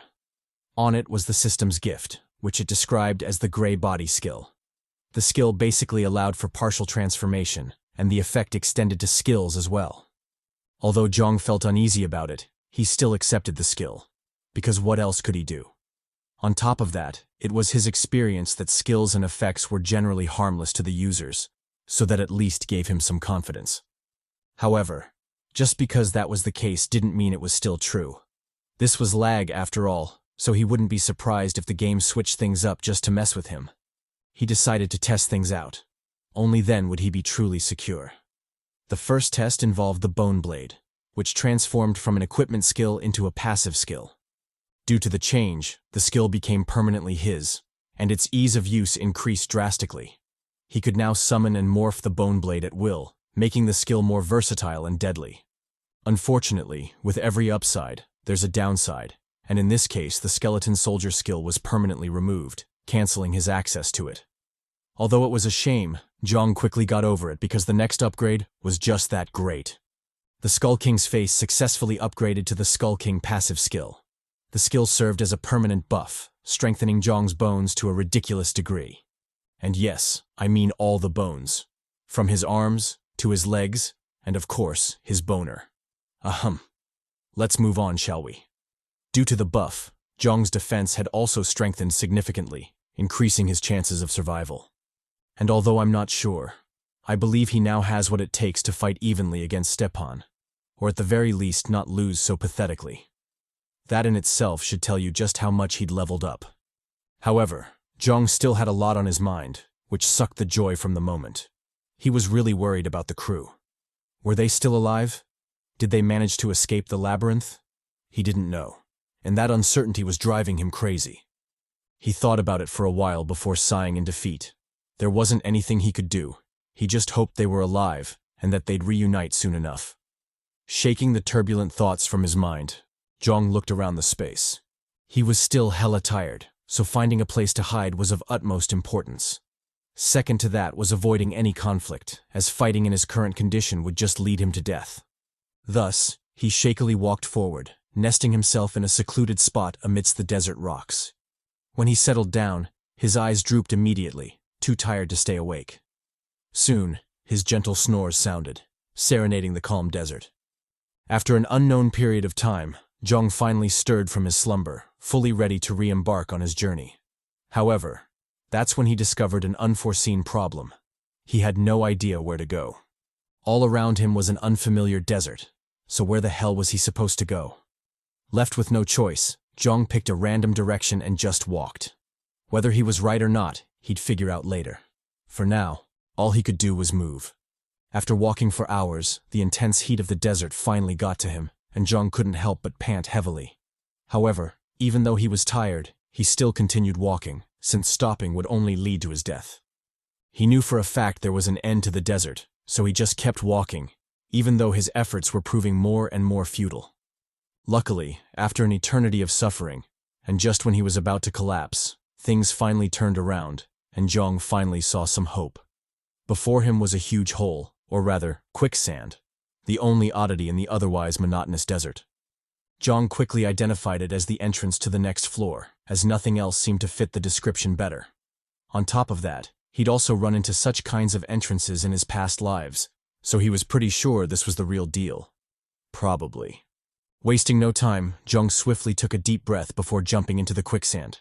When he did, he thanked his lucky stars he'd taken the gamble, because this was indeed the correct entrance to the next floor. Beneath him was a giant hole, the kind you'd associate with typical entrances in L.A.G. And further down was a dim light, likely the light from the next floor. Jeong grew more brazen and further increased his falling speed. Soon, he tore through the ceiling, officially crashing into the next floor. When the dust settled, he was shocked to realize the ceiling was made of sand. As for how it stayed in place and didn't fall, he had no idea, and just chalked it up to lag being lag. That aside, he also noticed another interesting detail. He wasn't the only one in the room. All around him were groups of people, each more tense than the last. For some strange reason, he was getting a really bad feeling about the room. Just as he was taking in the scene, a ninja baddie suddenly screamed, crying out for her beloved. However, no matter what she did, the homie still died, leaving her alone in the hellish game. The baddie's comrade called out to her, urging her to forget about him. Inasmuch as it sucked, the Chad was already gone, so crying about it wouldn't solve anything. Instead, he begged her to lock in, because if she didn't, then they would all die there. Jeong heard the bootleg assassin's creed and immediately became puzzled. He realized the Humpty Dumpty wasn't referring to him or the other group, so what the hell was going on? As he was still racking his brain for a solution, a gigantic explosion sounded behind him, scaring the shit out of him. Jeong swiftly turned to check, and what he saw terrified him. Throughout his experiences in L.A.G., this was the first time he felt justified to curse. And truly, L.A.G was on some bullshit. Honestly, what the hell is this shit? Before him was a giant antlion with a fat ass. The system described it as basically immortal because the bastard wouldn't die even if it was killed. Obviously, Jeong had the same reaction as most of you right now. What the hell was that shit? First, it was ridiculously OP bosses, and now the boss was immortal? What was going on with L.A.G? Unfortunately, he didn't have the time to curse at L.A.G because the monster was there, and he had to lock in. Over at the main battlefield, the bootleg Assassin's Creed and Widow baddie did their best to hold the creature back. Although their attacks were pure garbage, they still did a good enough job to buy time for the bronze and possibly bootleg Garcia mommy. Capitalizing on the opening they bought, she lunged at the thick ant, her bone blade drawn for a desperate attack. Jeong noticed the baddie and couldn't help but be pleasantly surprised. Not only was she a bootleg version of his lost boo Emma, top waifu Garcia, but she was also quite formidable, as shown by her courage to face the abominable monster head-on. Unfortunately, in L.A.G, courage and milfiness weren't enough to fell monsters. Strength was also needed. Just as he'd expected, the baddie's attack bounced off the creature's carapace, doing 0 damage. Forget about the big bastard. Even little insects have a thick exoskeleton, not to mention this undying fucker. So her attack failing was all but certain to Jeong. Back at the battlefield, Bronze Emma suddenly sensed an immense premonition of death and rapidly backpedaled. Luckily, she did so, as the antlion dove back into the ground immediately after. If she'd insisted on her attack, then she would have been dragged in as well, and that would have been an instant death sentence. After losing sight of the boss, the whole group grew frantic, and desperate cries rang out, which low-key surprised Jeong. He wondered why they were acting like that, but his question was soon answered by a sneak attack from the antlion. It turned out the creature was using the dense sand to pick them off one by one, and every dive into the ground signaled the death of another player. Currently, the unlucky bastard was the homie Vincent, who got torn in two, much to the group's horror. Jeong noticed this and frowned slightly. From his observation, he could deduce that both the players and the antlion had their own strategies. The players were probably trying a scheme to trap the creature, but that was obviously not going to work. That was because the boss had seen through their strategy and was using their own tactics to pick them off one by one. To fully trap it, the players had to be spread out, and the antlion was using that chance to deal with the players individually as opposed to dealing with them in a group. Just like in the current moment where the boss had its sights set on new prey, and the others couldn't rush in to help. Jeong watched as the fool panicked before being yeeted to high hell by the antlion. Just as he'd expected, the others didn't move to help. First, it went against their strategy, and second, who would be dumb enough to risk their lives to save others? It wasn't like they had enough of those to throw around. Thus, they all watched passively as the new prey died, clearly not intending to intervene. Well, all but one. the bootleg Garcia suddenly spawned beside the boss, delivering a nasty slash to its carapace. When the first slash didn't work, she immediately went to town on the bastard, landing a flurry of attacks on its back. Thanks to her relentless barrage, the carapace finally showed signs of collapsing, giving hope to the players. Unfortunately, this hope was short-lived, as the boss retaliated, charging forward to squash her against a looming boulder. Just as despair was sinking in, a comrade came to her rescue, bashing the boss and buying Bronze Baddie enough time to escape. Because of the timely assist, the bootleg Garcia got to live another day, and she sincerely thanked the player who low-key looked a bit like a thinner Dwayne. Or maybe Dwayne on crack, depending on how you look at it. Jeong chose that moment to finally join the fray. He expressed his willingness to help, so what did the group want the mighty him to do? Crackhead Dwayne replied that they needed help with the carapace. Without destroying that thing, they wouldn't be able to do shit to the boss. Bronze Garcia, who turns out to be Carly, added that they needed to make a hole in the carapace. Only then would they be able to finish it off with magic. Jeong doubted their idea but still went with it. Even though he knew killing an immortal being wasn't so easy, what other choice did he have? This was L.A.G. The missions had to be cleared even if he had to toot that ass to do so. Pause. Just as they were ironing out the plan, the boss suddenly attacked, forcing the group to disperse. They all skedaddled, all except Jeong, who stayed in place to farm some aura. Like the maiden slayer he was, Jeong stayed rooted in place, glaring at the boss with unmatched confidence. The boss responded to the challenge, doubled its speed, and rammed into him like Track-kun from those generic isekai stories. However, unlike those brain rot stories, our boy was genuinely him, so he easily dodged that shit, clinging to the wall with his Batman skill. Realizing the baddie Carly had her eyes set on him, Jeong decided to flex some more, lunging at the boss with unmasked ferocity. He first morphed his bone blade into a spear, perfect for poking a bastard with. The stab dug so deep that the boss couldn't help but shriek in pain, its immortality be damned. It instantly realized its perilous situation and opted to temporarily retreat into the sand. Obviously, the group wouldn't let this happen. The first to move was Crackhead Dwayne, who snorted a bump before clinging to the boss's leg. Thanks to his mysterious yet crystallized power-up, he managed to hold on to the boss, preventing it from retreating into the sand. Next was Assassin's Creed, who used his powers to stall for even more time. Although we don't get to see the visual manifestation of his power, I'm pretty sure he was really doing something. Otherwise, he wouldn't be bitching so much. He cried out to the group, urging them to hurry, as he wouldn't be able to hold it for long. First of all, that's what he said. Second of all, if you really think about it, 10 seconds is like a minute in dog time. So don't let her tell you shit, kings. Keep doing your thing. Jeong heard the narrator's nonsense ramblings and told not to focus. Now wasn't the time to get lost in his down-bad thoughts. Not understood, but honestly, the translators left him no other choice. What did they mean by the gap is too narrow and he needs to widen it? Wasn't this just asking to be teased? Especially with how pervy he was? In any case, he decided to lock in as well since Jeong still needed his narration for the upcoming battle. Speaking of Jeong, he decided to morph his bone blade once again. Since the spear wasn't thick enough to widen the gap, he opted for a broadsword, one wide enough to get the job done. However, as typical of L.A.G, things wouldn't go so smoothly. Just as he was preparing to land the final blow, the boss suddenly launched a counterattack, catching him completely off guard. In that short prelude to death, Jeong was forced to make a quick decision. Continue and risk death, or fall back and lose the golden opportunity. The choice was up to him. Jeong thought about it for only a second before saying, "Fuck that." There was no way in hell he'd risk his life so casually. He shouted at the group to help, otherwise he'd drop that shit and bounce. Tanned Garcia responded to his request, charging forward to reinforce him. On the opposite side, the grieving baddie, who I'll call White Widow from now on, also did the same, her face tinged with determination. Apart from them, there was also the bootleg Assassin's Creed, who for some reason became emo all of a sudden. I wonder where he got the black eyeliner and lipstick. In any case, the three did their best to reinforce Jeong.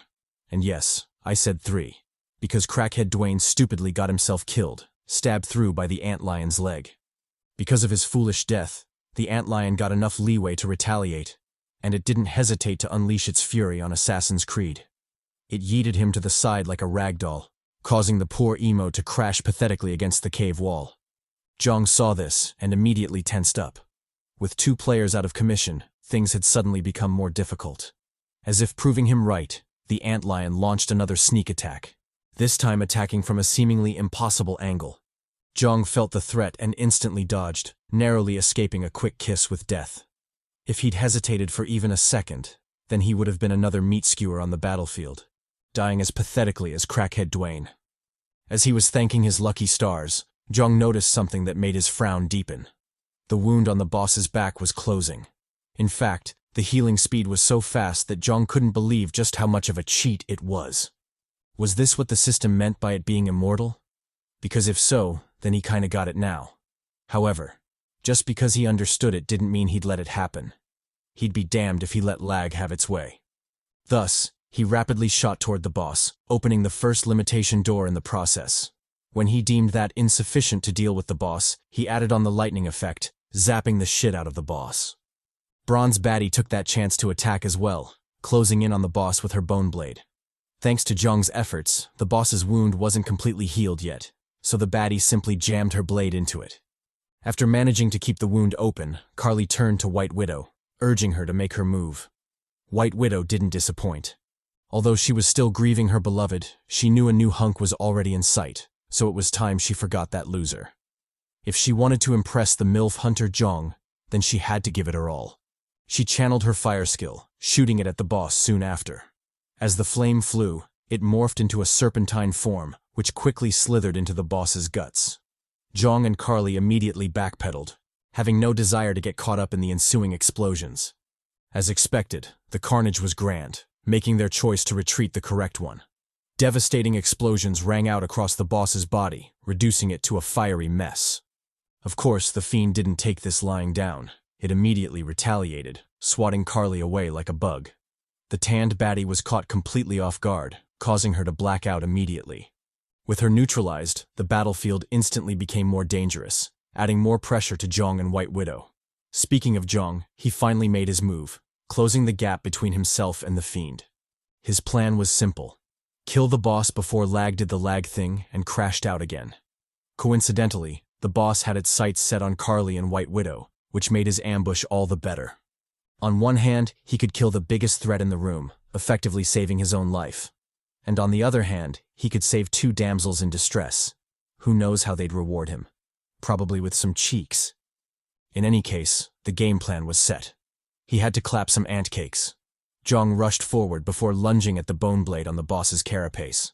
With that in his grasp, he instantly opened the 3rd limitation door, buffing his body for the havoc to come.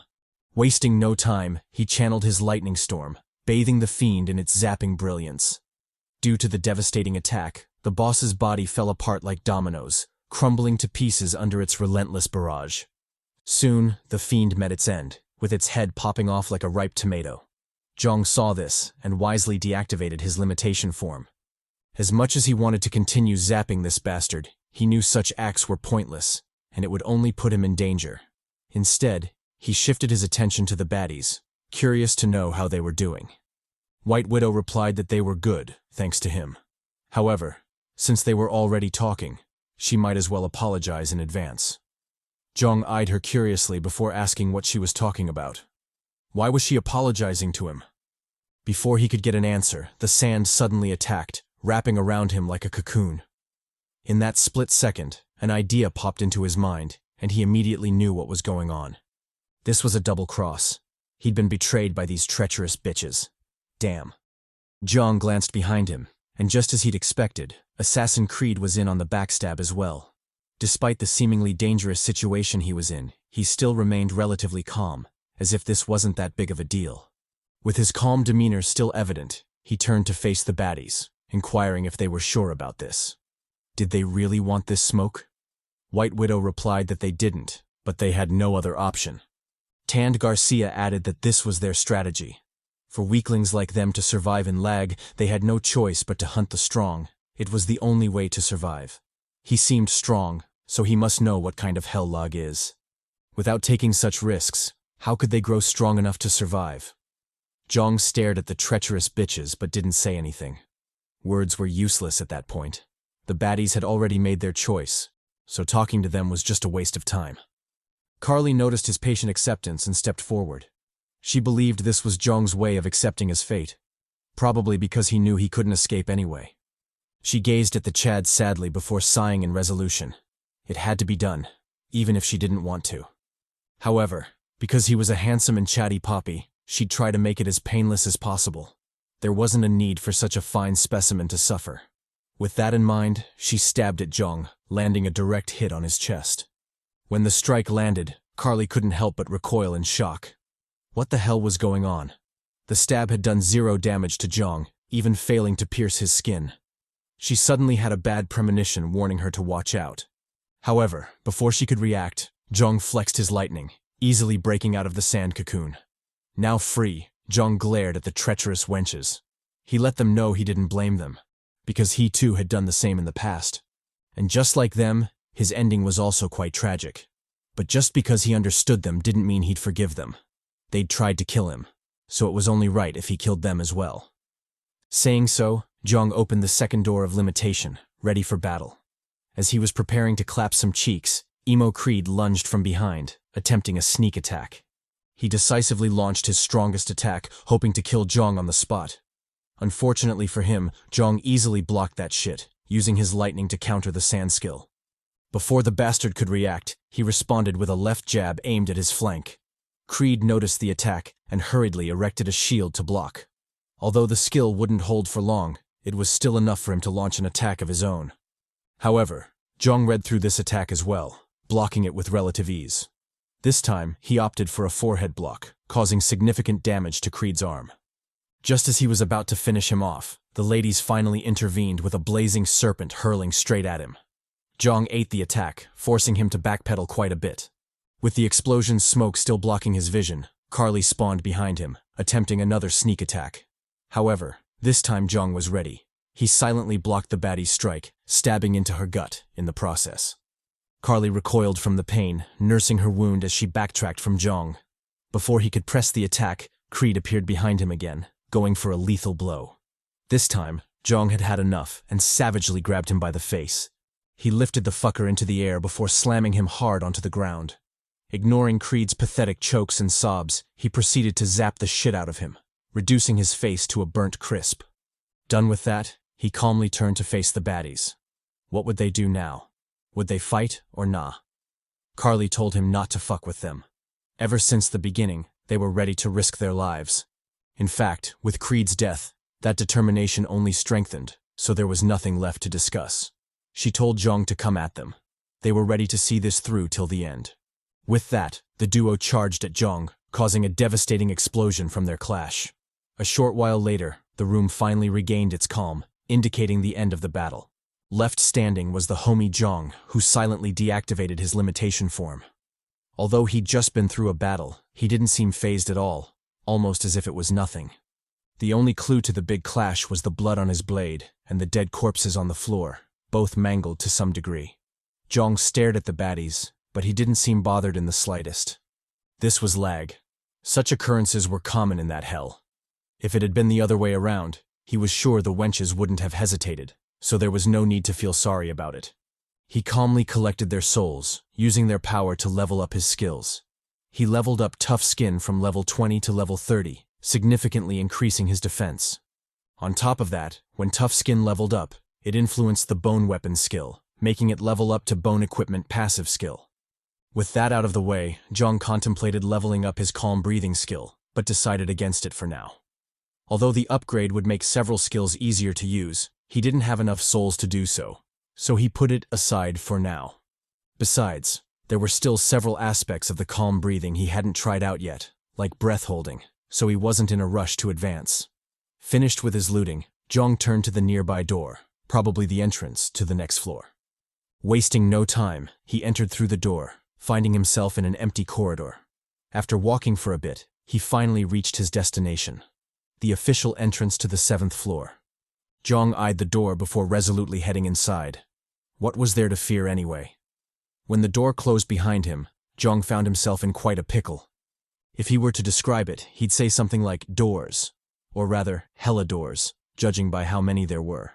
All around him were identical doors, all clustered neatly along the room's walls. And the worst part? He had no idea what to do about it. Jeong took in the bizarre scene and couldn't help but feel a headache creeping up. Damn, this was going to be a bitch to handle. After some thought, Jeong decided to analyze the room some more. He quickly discovered that this was the first time he was seeing such a scene in L.A.G. But from his ample experience, it wasn't hard to deduce what was going on. Every door in the room led to a different space on the 6th floor. That is to say, every door led to a poor fool currently being clapped, choked, and possibly probed in a mission right now. Although it was hilarious to think about, especially if you imagine them getting the Thai-Min treatment, hella backshots, now wasn't the time for that, and the system wholeheartedly agreed. It immediately issued a prompt, announcing that the mission was complete. Just as it had promised, juicy rewards were given to our boy, specifically 100 souls and the labyrinth key. It also emphasized that the rewards were given to him, Lee MILF Slayer Hyeok. Anyone who completed the mission first, or those who'd complete it later, would be rewarded at their own time. For those with big brains, I'm sure you must have already guessed what that means. If you haven't, then I guess we can only say God can't give you everything. You must be a Chad or baddie as compensation for falling short in that regard. However, if you're lacking both, then I'm sorry. You're cooked. Anyway, taunting aside, the system also gave more details about the labyrinth key. It was essentially a cheat item, one that can be used to open anything, and yes, I said anything, talk about being broken. The only downside was that the key could only be used 7 times, after which it would be destroyed. But even still, it was a great reward. Moving on, Jeong quickly stored the key. When he did, a hidden compartment in the floor opened up, offering an exit to the room. Jeong immediately walked over. He realized that it was a hole, a bottomless hole. In fact, despite his owl eyes, he still couldn't pierce the darkness and see the bottom. On top of that, a cold, ghastly wind blew in the hole, making it even more ominous. Jeong thought about it for a second, debating whether he should really go down such a spooky hole. However, after much thought, he instantly jumped into the hole. Why, you might ask? Well, first, he's not a bitch. And second, if it's a matter of bottomless holes, sorry, I meant holes, then he has enough experience with your trashy ex. Why would he be afraid of something like this? He swiftly dove down the shaft, recreating the horrible Temu flying CGI. Halfway through the fall, Jeong's mind couldn't help but wander. He recalled his past regressions and noted that the 7th floor was where he died the most. In fact, it wasn't an exaggeration to say that his cheeks got polished the most on the 7th floor than everywhere else in L.A.G. Although he doesn't go into much detail about it, the slight tremble in his body told us everything we needed to know. This motherfucker is cooked. Deciding to ignore the dread for now, Jeong immediately locked in. He first glided down the walls, reducing his speed by a lot. When he was satisfied, he leaped off the wall, landing gracefully on the ground. Just like that, Jeong had arrived at his destination, and the system also stated as much. It issued a prompt welcoming the MILF synthesizer to the 7th floor. Jeong ignored the prompt and stared forward in shock. Before him was a silhouette he'd never thought he'd run into here. Who else could it be but the main unit Dwayne? Forget the budget, Temu, crackhead version from before. This one was the real deal, including his CHADY aura. Jeong instantly called out to him, drawing Dwayne from his banter. When the unit realized it was Jeong calling, his face couldn't help but brighten. He shouted Jeong's name in response, running to him like a lost maiden. Just when I thought the duo were about to take us back to Brokeback Mountain, Jeong reached out his hand and told Dwayne to hold it. This wasn't that kind of video. If he really wanted that kind of action, then he should at least start by buying Terry Crews bathwater. Before that, he should keep it PG for the Chads. Ignoring Not's wild banter, Jeong turned his attention to the other figure in the room. He identified him as someone he'd known in his past life, but that in itself wasn't a good thing. To be able to make an impression on a regressor in a hellish place like L.A.G, the individual had to be famous or infamous, and for this bastard it was the latter. Jeong recalled meeting him, and his impression was that the dude was batshit crazy. In fact, he was so insane that Jeong had to act personally and kill his ass. Pause. In any case, this wasn't a good development. However, after thinking about it more, Jeong realized that might not necessarily be the case. Both Stepan and Maytal had changed in this regression, so who's to say this crazy bastard hadn't as well? For now, he opted to play it safe and keep an eye on him. Done with that, Jeong gazed around the room, clearly searching for someone. When his search proved futile, he directly asked Dwayne where Kara was. Why hadn't she come to welcome her poppy? Dwayne's face instantly fell with the question. He hesitantly replied that he didn't know either. They'd been separated on the last floor. Jeong's eyes widened in shock. What did he mean?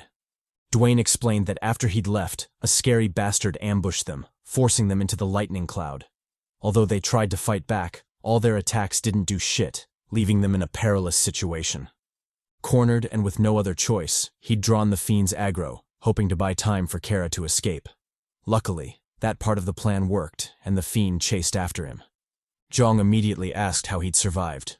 If their attacks really did no damage to the creature, then how did he survive? Dwayne replied that he was just as clueless as he was. After drawing the creature away, he'd run like crazy. During the frantic escape, he'd occasionally turn and let loose his beast roar, buying himself more time. After a series of back and forths and the obvious close shaves, the bastard suddenly stopped, retreating on his own accord. When he confirmed he was safe, he hurried back to where he'd left Kara, but found she wasn't there anymore. He had no idea where she was currently. Jeong heard his recount and sighed softly. That wasn't necessarily a bad thing. In L.A.G, not finding a corpse can be considered a good outcome. Who knows? Maybe the baddie was out there somewhere waiting for them to rescue her. Just as he was contemplating his next move, the crazy bastard joined the banter, asking to be introduced. He was Norman Miles, and apart from his absurd highest skill level, his other stat was pure booty. Seriously, what the hell are you supposed to do with prickly skin? Was this a troll from L.A.G or what? Dwayne snapped to his senses and introduced the two. Since names were already shown by the system, he didn't need to dwell too much on that. Instead, he focused on how he'd met each party. For Norman, he explained that he'd run into him while looking for Kara. He expressed that Norman was a chill guy, and their teamwork was great. That's how they managed to survive until now. For Jeong, he didn't say much, but we can all guess what he would have said. Certified Poppy, Supreme MILF Slayer, and of course, he was him. It's not that difficult to describe our boy. If it wasn't for the author hating on him and the mommies in the story, then that list might have been longer. Probably without the chairman of the Virgin Association tag. In any case, let's shift back to the story and forget Jeong's maidenless life. After the introduction, it was time to select a door to challenge. With so many options, both Dwayne and Norman were quite stumped. Jeong, however, had other things in mind. He was certain this was the same trial as his past regressions, which also meant they were all the way fucked. But obviously, he wouldn't tell the duo that. Making them panic wasn't a smart move. Just as he was about to voice his opinion, Norman beat him to it and suggested taking door B755. Dwayne asked why that door specifically, but Norman shrugged it off, saying it was just a hunch. Obviously, Dwayne wasn't convinced by this, so he turned to face Jeong. What did he think? Jeong replied that it didn't matter. It would be the same in the end anyway. Inwardly, he mused about his experiences in L.A.G and the things that left the deepest impressions on him. One of them, unfortunately, was the 7th floor and the 7 doors it contained. It was always the same, and obviously the horrors were equally as constant. He explained to the duo that the doors were connected, and the goal of the room was to clear all the doors. Thus, it didn't matter what door they chose because they would enter all of them anyway. Norman asked how he knew that, and Jeong replied that it was his private attribute, not giving any details after that.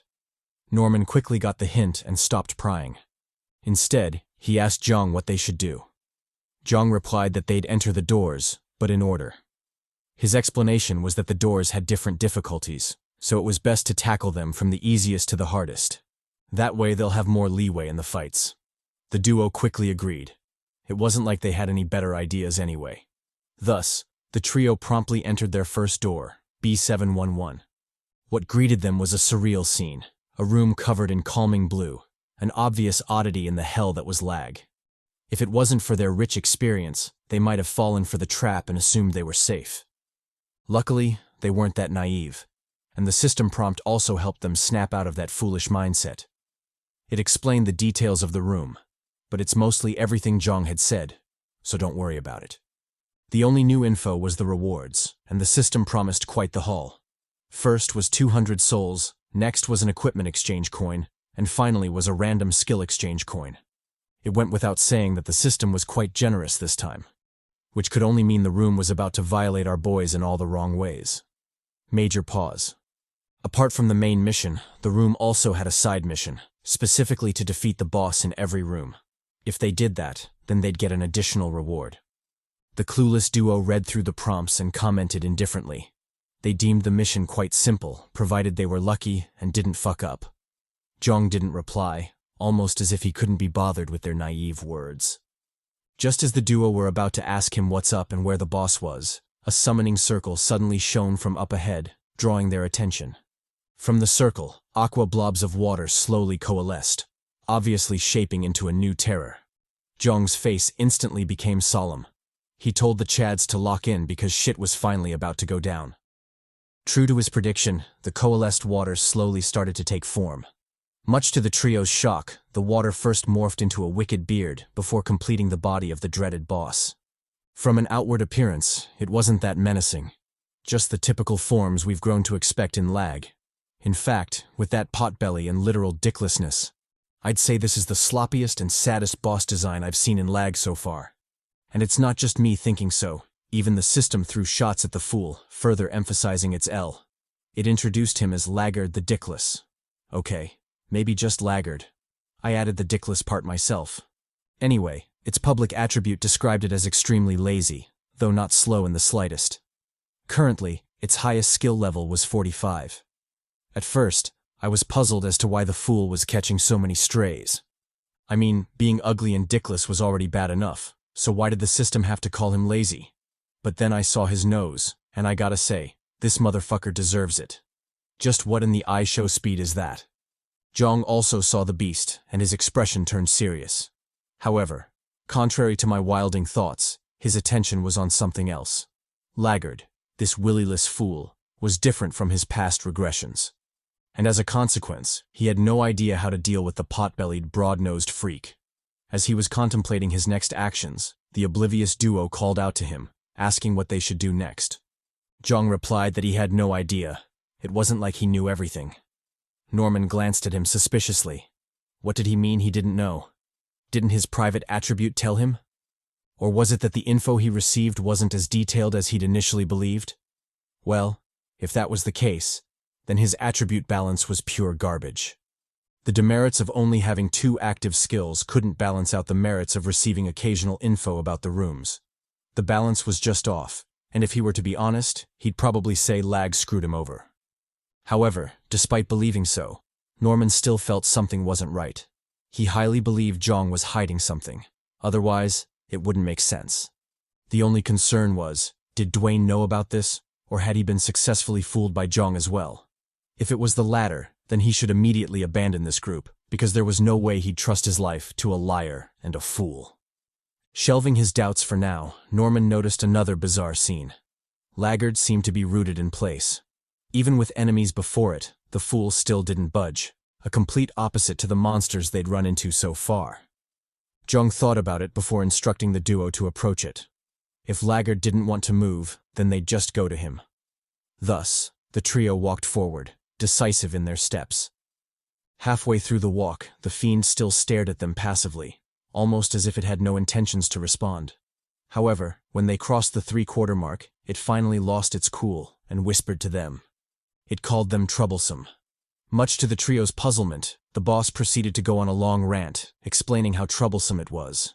They were troublesome, the room was troublesome, and even L.A.G. was troublesome. If only he could melt and disappear, how great would that be? Why did his life have to be so troublesome? As he was complaining his guts out, he suddenly realized that even thinking about it was troublesome. Not only that, talking about it was even more troublesome. Then what should he do? It was simple. He'd just stop talking and thinking.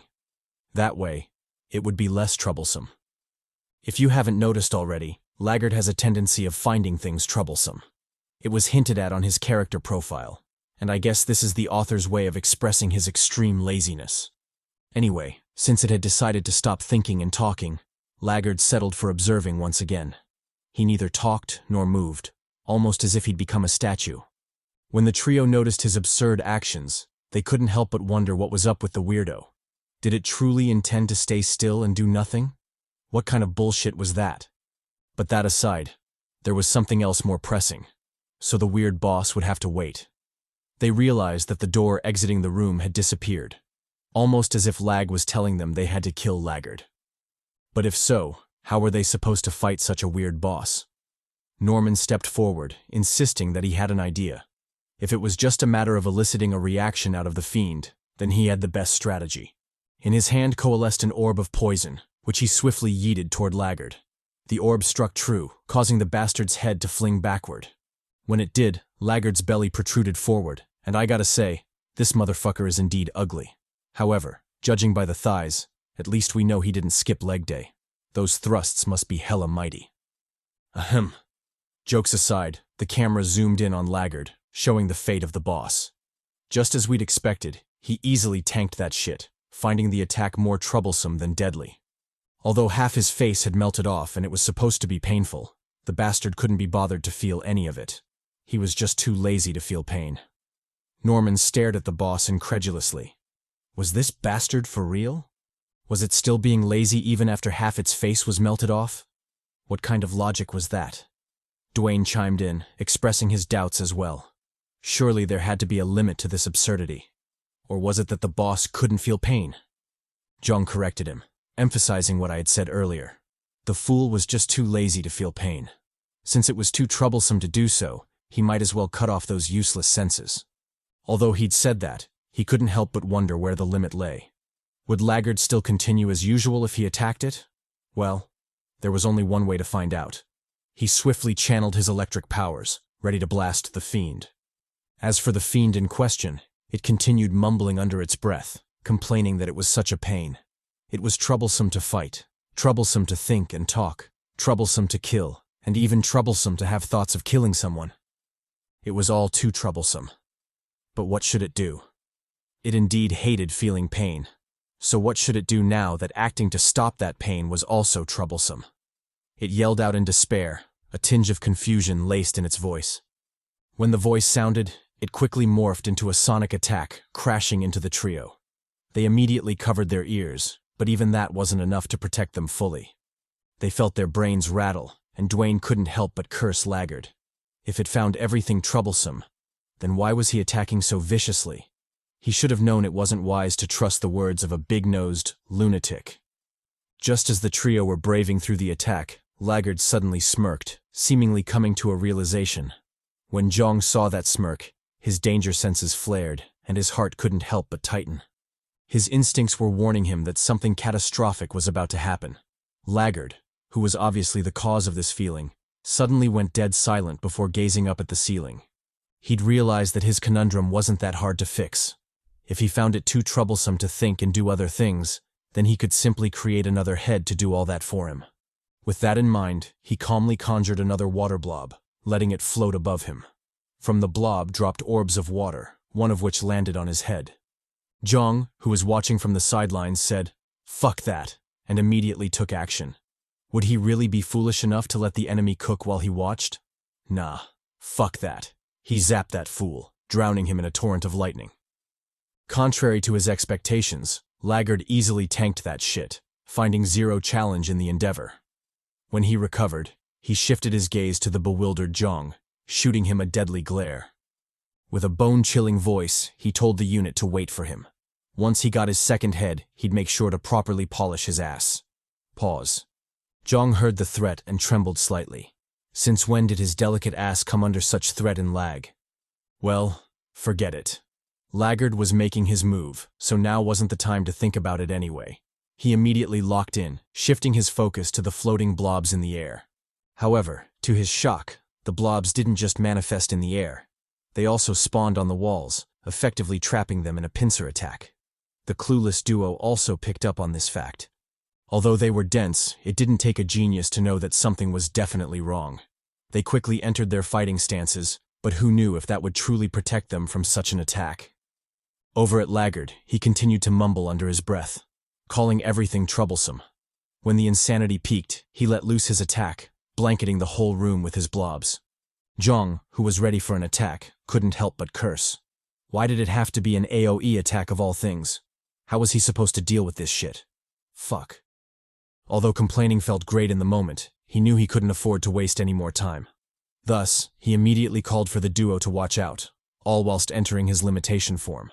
Thanks to the speed buff of the second door, time seemed to slow down around him, and Jeong could finally react to the harrowing attack. He first let it draw in before bitch-slapping the shit out of the blue orb, sending it flying like a kite. However, despite the CHADY performance, that was but a single orb, whilst the room was covered in them. If he didn't lock in, then he might just die there. Luckily, this was the maiden harvester we were talking about, so of course he'd have his own ways to survive. He swiftly channeled his inner Bruce Lee, unleashing his own version of the 100-type Guanyin Bodhisattva. Thanks to Netero's godly technique, he managed to weather the first wave of attacks. But that's where his luck ended. The subsequent attacks became even more dire, and Jeong once again found himself in a perilous situation. To the side was Dwayne, who was also facing his fair share of difficulties. Although he didn't have Jeong's cheat-like limitation skill, he was still hella sturdy, so he could endure the attacks. For now. Norman, however, wasn't faring so great. Without Jeong's limitation and Dwayne's sturdiness, he was relying on his own body to tank the attacks and, well, let's just say he was failing spectacularly. Even though the barrage had just begun, he was already at his limit, and if something wasn't done, he would for sure be the first to fall. When he realized that, he shot a pleading glance at Jeong and Dwayne, obviously asking for some help. Unluckily for the fool, Jeong and Dwayne were also going through it, with no room to intervene in his battlefield. They were fully concentrated on staying alive, so how could they drop everything and save his ass? Norman realized this and grit his teeth. It seemed he'd have to rely on himself this time. Whether he survived or was crushed to death by massive balls, it would be all up to him. Back to our boy Jeong, he did his best to swat away the pesky orbs. Unfortunately, despite his pimp slap being at max level, he still couldn't shake off the stubborn bastards. Slowly but surely, his stamina was draining, and it wouldn't be long until his resistance collapsed. Just as he was racking his brain for a solution, a possible Hail Mary to save his cooked ass, the room suddenly became dead silent. The orbs that were shooting toward them stopped, and all of them became stiff, not moving even an inch. Obviously, the trio were taken aback by this. Just what the hell was going on? Before they could deduce anything, the orbs started moving again, this time retreating back to Laggard. Under their confused gazes, the orbs surrounded Laggard, blocking and covering every inch of his body. Jeong watched the development and couldn't help but frown slightly. Just what was this dickless bastard plotting? But that aside, since when did the room take on this brownish hue? Moreover, when had the doors to the other rooms appeared? What the hell was going on there? Dwayne and Norman, who were beside him, also had the same doubts. They were curious to know what was going on, but one urge stood out amongst the rest. What if they used this change to escape to another room? Jeong immediately shot down that suggestion. If they couldn't even beat the weakest boss, then heading to the next room would just sign their death sentences. They had to kill this willyless bastard. Only then would they gain enough power to challenge the next door. Just as they were going over how to do it, a bizarre change occurred. One straight from a horror film. Several mouths sprouted from the orbs, all of them whispering in Laggard's voice. They grinned and laughed, occasionally mumbling troublesome over and over again, causing a chill to run down the trio's spines. As if that wasn't spooky enough, a vague outline of a face manifested amongst the mumbling mouths, further reinforcing the horrific feeling. Jeong saw the gross amalgamation of mouths and eyes and said, "Fuck that." There was no way he was letting this bastard do whatever it was he wanted to do. He would rather attack it now than live to regret it later. Besides, with how bizarrely his body was formed, it was clear it wouldn't be moving anytime soon. So what better time than now to use it as target practice? He immediately acted on this thought, activating his third door from the get-go. Beside him was Dwayne, who also unleashed his beast transformation skill. With the supreme power-ups, the duo, plus Norman, who seemed to be lacking aura in this aspect, faced off against the mutated Laggard, ready to clap some literal cheeks. Jeong was the first to act. After instructing the duo to attack simultaneously, he swiftly channeled his lightning strike, yeeting the blast towards Laggard. Next up was Dwayne, who roared at the fiend, sending a powerful shockwave toward it. Last, and definitely the least, was Norman, who chucked an underwhelming orb of poison towards L.A.G. Although his attack was pure garbage, he was luckily teamed up with Titans, so his shortcomings were mostly ignored, just like his shortcoming. As for L.A.G., he suffered the worst of it, with plenty of tongues and mouths rupturing. After the first volley, the bastard was reduced to a mangled mess, though traces of life still lingered in him. Jeong realized this and cautioned the duo against lowering their guard. He then turned to Dwayne, asking the latter to do his thing. Dwayne said, "Bet," and walked forward. When he was slightly ahead of the gang, he immediately entered a punching stance before striking the hell out of the ground. Due to his overwhelming attack, a huge boulder was yanked from the ground, which he effortlessly lifted into the air. With the DIY weapon in tow, he swiftly chucked it at L.A.G., causing a swooshing sound as it shot toward the fool. To no one's surprise, the boulder struck him like a, boulder, digging deep into his body. The force from the impact was so severe that L.A.G. was sent flying, only stopping after crashing brutally against the room wall. Beneath him was a pool of blood, which showed just how much damage he'd taken. Just as the trio were about to celebrate their victory, a low and grating voice mumbled, complaining about how troublesome it was. The gang heard this, and their expressions couldn't help but twist. How was this bastard still alive? Especially after that last attack. Before they could figure it out, L.A.G. resumed his mumbling. This time, his voice growing louder and louder. Accompanying the voice were the subtle sounds of cracking, obviously coming from the boulder. To the Chad's horror, the boulder suddenly shattered, sending shards of rock flying everywhere. Indeed, things could always get worse in L.A.G. The Chads reacted immediately to the ominous development. Norman, with his bitch ass, channeled his inner demon slayer, recreating the pimp-breathing first form, bitch slap. Dwayne, on the other hand, tanked that shit, allowing the shards to crash harmlessly against his guard. Last was the big homie Jeong, the maiden slayer Jeong, and most importantly, the chairman of the Virgin Association Jeong. His approach to dealing with the shards was the most goated. He simply erected a lightning shield, zapping all the shards to smithereens. When the barrage ended, the trio could finally see the fate of the loathsome L.A.G., and as expected, things weren't looking good. Under their tense gazes, the fool squirmed his way back to life, almost as if the past happenings were mere illusions. However, the trio knew for a fact that they weren't illusions, especially since L.A.G. was still dickless. I mean, wasn't that a big giveaway? In any case, things were looking grim, and the charging L.A.G. only made things worse. Faced with the dire development, the trio resolutely locked in, ready for whatever shit would pop off. However, after moments of quiet waiting, their faces subtly fell, puzzled by what they were witnessing. Before them was a stumbling L.A.G., harboring zero of his past aura. In fact, it almost looked like the fool had forgotten how to walk. Dwayne was the first to speak up. He asked if this was a trap. Norman seconded the idea, insisting that it was too obvious to be anything but a trap. Jeong, however, thought otherwise. He argued that this was indeed real, and L.A.G., this bastard, had somehow forgotten how to walk. Or more specifically, how to run. So although puzzling, his clumsy approach and tumble were most likely real, even though he wished the cheeks flashing weren't. Seriously though, what the hell is going on here? And why are the cheeks so glossy? Anyway, L.A.G. was really wildin', but it didn't take him long to get his shit together. After the initial failure, he realized a head was necessary to think and move, even though it was troublesome to do both. And as typical of L.A.G., even with such a realization, things couldn't be so straightforward. Instead of directly creating a head, he went the L.A.G. horror route and manifested a pair of eyes on his chest. Although this would have been horrific to the Chads on normal occasions, L.A.G. was already on the move, so they didn't have much time to think about it. Just as the fiend was about to crash Norman Sakura into meat paste, our boy Jeong joined the fray, kicking the shit out of the former. The force from the attack sent it flying, causing it to crash heavily against the room's wall. L.A.G., however, easily tanked that, walking away with only slight discomfort. He then channeled more of that L.A.G. horror effect, creating a mouth on his chest. With the ability to speak restored, he continued his usual ramblings, complaining about how troublesome it was. It was too troublesome to feel pain.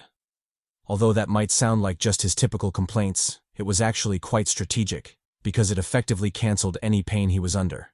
And with the pain gone, Laggard could resume his attack, which he promptly did. The Chads noticed the advance and locked in as well.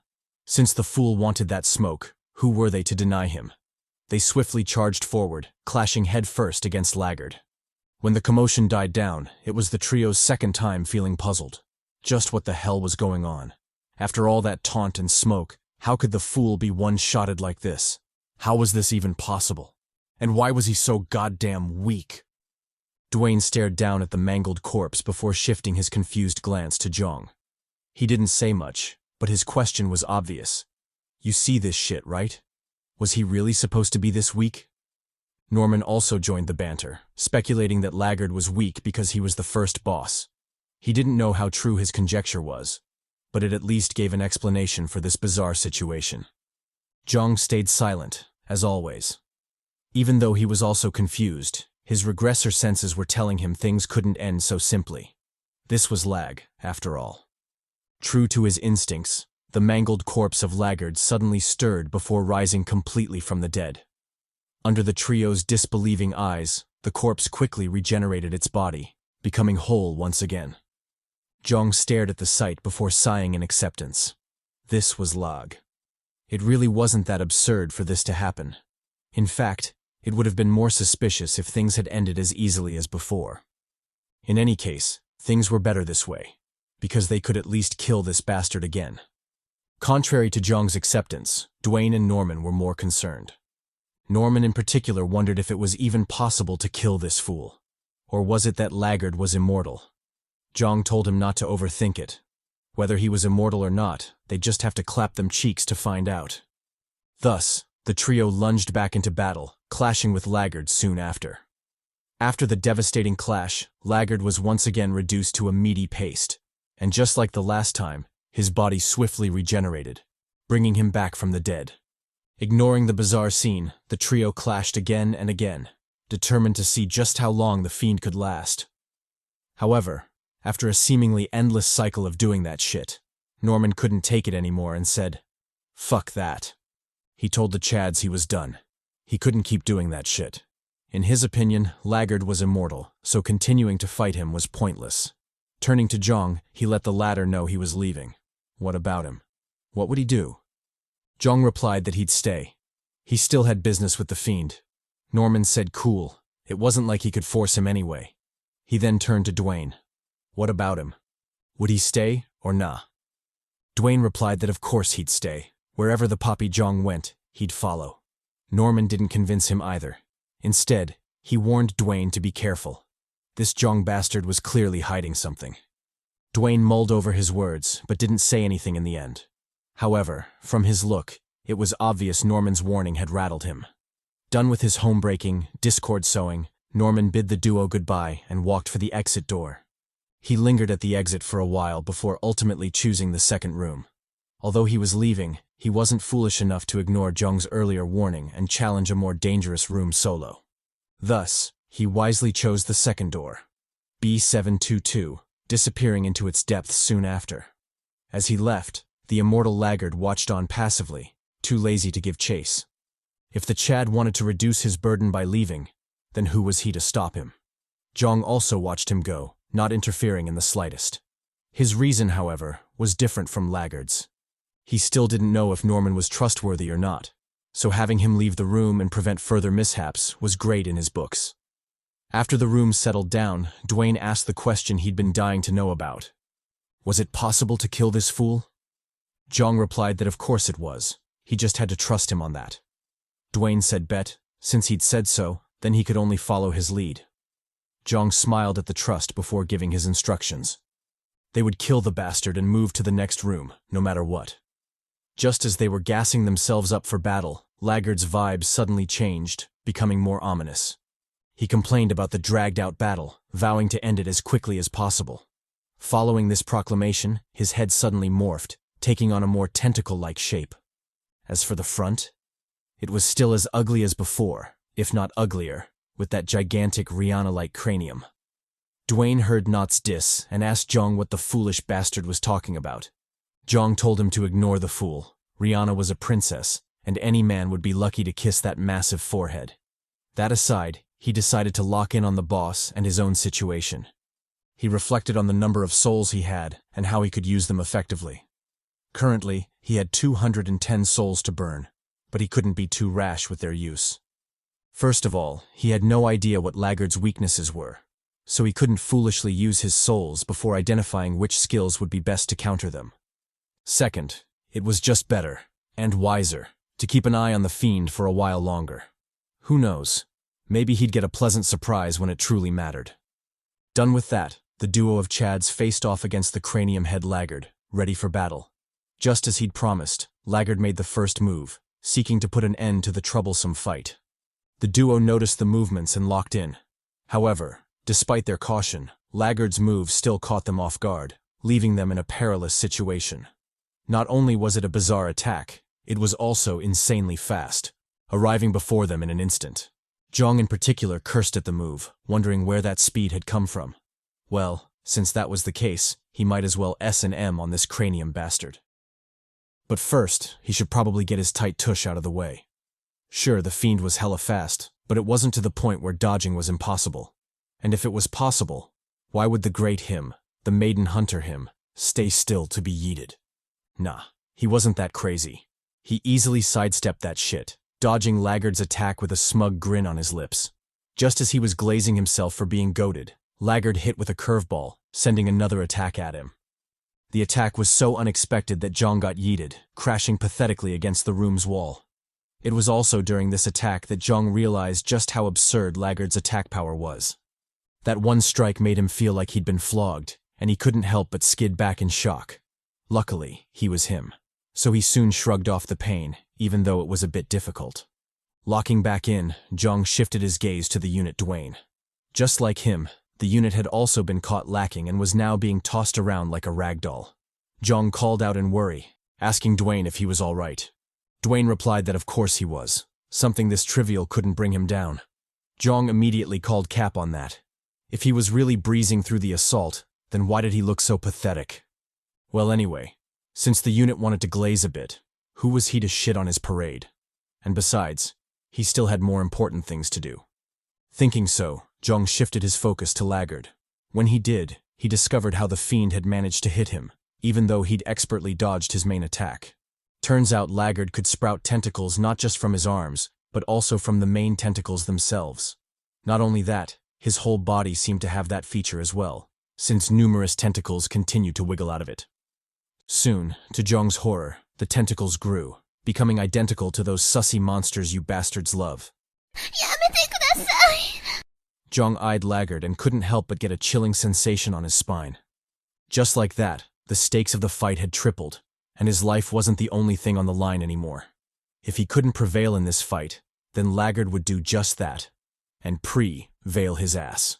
Pause. Unfortunately, just because his tushy was on the line didn't mean Laggard would ease up on the attacks. On the contrary, it doubled down, sending a whole barrage at Jeong. Jeong saw this and locked all the fuck in. Fine, if Laggard wanted that smoke, then he'd make sure he got his high off it. Thinking so, he nimbly dodged to the side, narrowly avoiding a quick kiss with death. After the first dodge came the second, then third, and soon Jeong found himself weaving through the blows, finding zero challenge in the endeavor. On the opposite side, Dwayne was doing the same, albeit with more ease. Jeong noticed this, and he couldn't help but reflect on their situation. Sure, they were making great progress, and so far the fiend's attacks hadn't been lethal enough to make them helpless. But that in itself was the problem. They were in a deadlock, neither advancing nor retreating. If they couldn't find a way to break that circle, then they would inevitably die there, left with nothing but a corpse to curse their fates. Just as he was about to launch his Hail Mary, a booming voice thundered across the room, drawing everyone's attention. The voice was obviously from Dwayne, who somehow deemed it fit to taunt the dickless bastard. Jeong stared at the unit in shock, wondering what the hell he was up to. But that aside, was it just him, or did it seem like Laggard's attacks had become stiff for a second back there? Surely it couldn't be what he was thinking, right? With that suspicion in mind, Jeong set off to prove it. First, he continued his weaving, because without it he'd die, and in death, all his plans would be meaningless. Second, he tried to make himself as inconspicuous as possible, letting Dwayne suffer all the heat. Although that might sound like a heartless plan, the giant unit was indeed him, so keeping himself alive during that short period shouldn't be a problem. Besides, Dwayne had grown ridiculously OP during this time, and even walking on walls wasn't an issue, let alone blocking L.A.G's attacks. He easily tanked that shit, weaving between the tentacles like a Greek god. Jeong felt the easing pressure and smiled at his genius. It was exactly as he'd suspected. L.A.G's attacks were concentrated on Dwayne, and not him, and he already had a vague idea as to why that was the case. But first, shouldn't he take a moment to marvel at Dwayne's growth? The Chad had indeed become more OP, with his speed being just the most noticeable. In fact, Dwayne was moving so fast that his speed could be compared with Jeong's, while he had both his limitation and lightning skills activated. Without a doubt, Dwayne had clapped hella cheeks while they were separated and used all those souls to buff his skills. Locking back in, he continued his inconspicuous stalking while Dwayne drew the heat. The gentle giant had already become quite proficient in the task by now, and dealing disses wasn't that much of a stretch for him. Thanks to that and his slick tongue, L.A.G had his full focus on him, and even a slight scowl could be visible on that Rihanna-like cranium. Jeong, who was watching from the sidelines, observed all this, and his conjecture was proving to be more and more solid. Just as he was about to act on it, L.A.G suddenly lost his cool, lunging at Dwayne with all it had. It first sent out a single tentacle before blitzing the shit out of Dwayne, making the unit's hair stand on end. Dwayne only hesitated for a moment before unleashing his trump card. Wind-style Jutsu, second release, Beast Roar. Buffed by the Maiden Tsunade, Dwayne blew those tentacles away, keeping them far from the prophesied 106, 63, and 91 measurements. If you know, you know. Jeong, on the other hand, finally rejoined the fray, satisfied with his analysis so far. He immediately taunted L.A.G, eager to see if his guess had been correct all along. To his delight, L.A.G took the bait, sending a whipping tentacle his way. Just as he'd thought, this was indeed L.A.G's weakness. The fool couldn't take a diss. He would lose all his cool, sending a storm of attacks at whoever taunted him. However, inasmuch as he knew that, Jeong couldn't afford to lower his guard. Not only would it be stupidly unwise, but it would also be for Dwayne's sake. The poor Chad had been drawing aggro this entire time, and Jeong was certain he couldn't keep it up for long. If he didn't end this quickly, then he might as well die there. Thus, Jeong decisively drew his bone blade, morphing it into a halberd soon after. With the trusty weapon in tow, he cleaved into the ominous tentacle, slicing that bastard into two. Jeong didn't stop there. He doubled his assault, dashing forward as he sliced down the long tentacle. As he did, he didn't forget to instruct Dwayne, telling the latter to draw L.A.G's aggro. Thanks to that, Jeong managed to get close enough to deal a fatal wound, cleaving straight through L.A.G's chest. He'd been aiming for his neck, but the sneaky bastard had dodged last minute, barely saving his life. Just as he was marveling at his feat, L.A.G suddenly attacked, catching him completely off guard. The strike was so fast that Jeong barely had time to blink before he was yeeted square in the gut.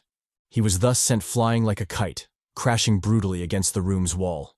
L.A.G, who was now beyond livid, stared at him in rage, veins bulging on his massive forehead. He vowed to end Jeong painfully. Only then would his rage be satiated. Jeong, however, ignored that shit. Why would he care about a third-rate villain's ramblings? Instead, he shifted his focus to what he'd grasped so far. L.A.G's weakness was his temper. His body would become stiff, and his regeneration would slow every time he got heated. If they wanted to take him down, then this was exactly what they needed to exploit. As if he'd read Jeong's mind, Dwayne shot forward, all while howling disses at the fiend. Before L.A.G could respond, he was sent flying like a kite, bashed in the back by the Chad Dwayne.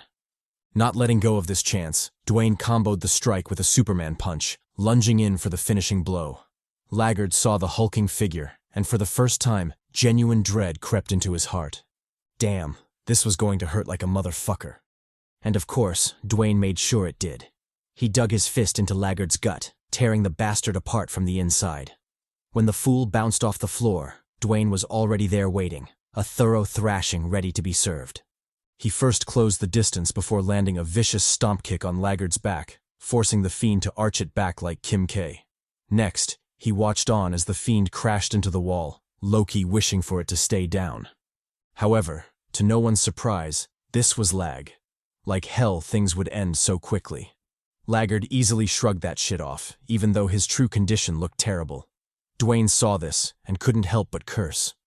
How wonderful would it have been if this tentacle bastard bit it?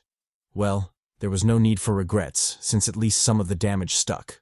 Speaking of damage, was it just him, or did Laggard's tentacles seem a little shorter? Flaccid, even.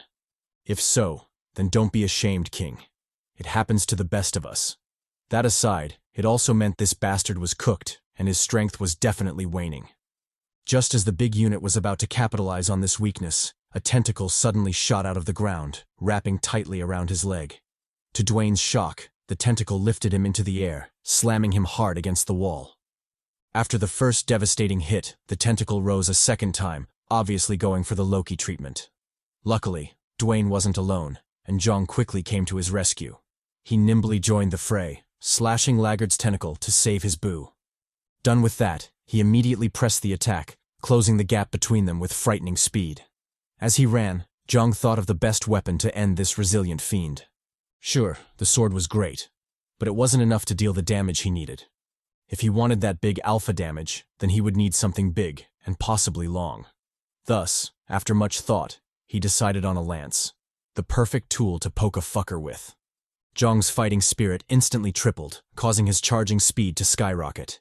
He bellowed out in rage, promising to give Laggard the worst death possible. Obviously Laggard didn't like that, and he quickly retaliated, launching himself towards Jeong. Since the former was pushing for a frontal assault, why couldn't he do the same? Jeong noticed this, and a maniacal smile cracked on his lips. Fine. It was better this way. They might as well end it all right there. He unleashed his lightning skill, shooting forward with greater speed. Laggard also responded in kind, concentrating his attack on Jeong. The two titans went toe-to-toe with neither side relenting, and after much struggle, they finally reached the climax with both parties going all in. Blood sputtered in the wake of the attack, and all that was left was a silhouette of carnage. And within that carnage, Dwayne's voice rang, clearly worried about Jeong. Just as it seemed over for our boy, the camera suddenly panned, showing the scene behind him. In that scene, Laggard's body appeared, cleanly severed in two. His left arm was gone, and even his torso and leg weren't spared either. Without a doubt, the resilient fool had clearly lost that fight. Laggard dropped to the ground, unable to bear his own weight. However, even with all that damage, he still refused to give up. He struggled with all he had, desperately trying to heal himself. Jeong saw this and chuckled at his tenacity. Did he really think he'd stay still and let him heal? What kind of kush was it smoking? Nah, he should forget that. He would definitely end him right then and there. Thinking so, Jeong lifted his great axe, cleaving Laggard straight in two. But he didn't stop there. He continued his savage attack, dicing Laggard's body into literal meat chunks. After a gruesome and oddly satisfying vent, he finally stopped. He then turned his gaze to the mangled Laggard, waiting to see if he could recover from that. Dwayne also joined in on the task, his face clearly tense. Surely the fool couldn't recover from that, right? Jeong replied that he wasn't sure, but to be safe, it was better if they kept their guards up. Just as he said that, a soul floated from Laggard's body, signifying that he was truly dead. Only after seeing that soul did the duo finally relax, plopping on the ground with a tired sigh. They decided to rest a bit, because who knew what shit show would be waiting for them next. Not only that, but Laggard was just the weakest of the 7 bosses, so shit was definitely going to get cooked soon enough. After resting for a while, the duo finally got back to work, with Laggard's soul being the first on the list. The stubborn freak had dropped 50 souls, so the two ended up sharing it in half. With that done, they turned to face the next door. B712. Dwayne immediately tensed up, dreading what they'd find inside. He asked Jeong if there would be bosses similar to Laggard on the other side. Jeong replied that they'd definitely be stronger than Laggard. He was just the weakest after all. This was Lag. Running into terrible monsters was inevitable. The only way to cope was to face them head-on. Dwayne chuckled at their predicament before sighing softly. Inasmuch as he hated this place, he still couldn't stop himself from getting used to it. Just how messed up was that? Jeong replied that he wasn't the only one. On the contrary, he'd adapted to the hellway earlier than him. However, if there was something to note, it would be that he cherished meeting Dwayne and Kara. Being stuck in the game had eroded his emotions, and it was only due to the two that he'd somewhat recovered his feelings. Because of them, he could finally feel like a proper human again. Jeong cast the simpy thoughts aside and headed for the next room. Now wasn't the time to get lost in his feels. He resolutely pushed open the door, letting it slam shut soon after. On the other side was a bizarre scene, one the duo hadn't expected to run into. The room was packed to the brim with tons of baddies to choose from. Oh, and there were a bunch of chads there. But who cares about them? When they entered, a few groups turned to face them, but Jeong instantly ignored them. Instead, he had his sights set on the soul in the middle. Just what the hell was that? And why wasn't anyone going after it? Without a doubt, things were getting fishy, and he had a feeling he'd be clapping a hell lot of cheeks in this room. No homo, of course.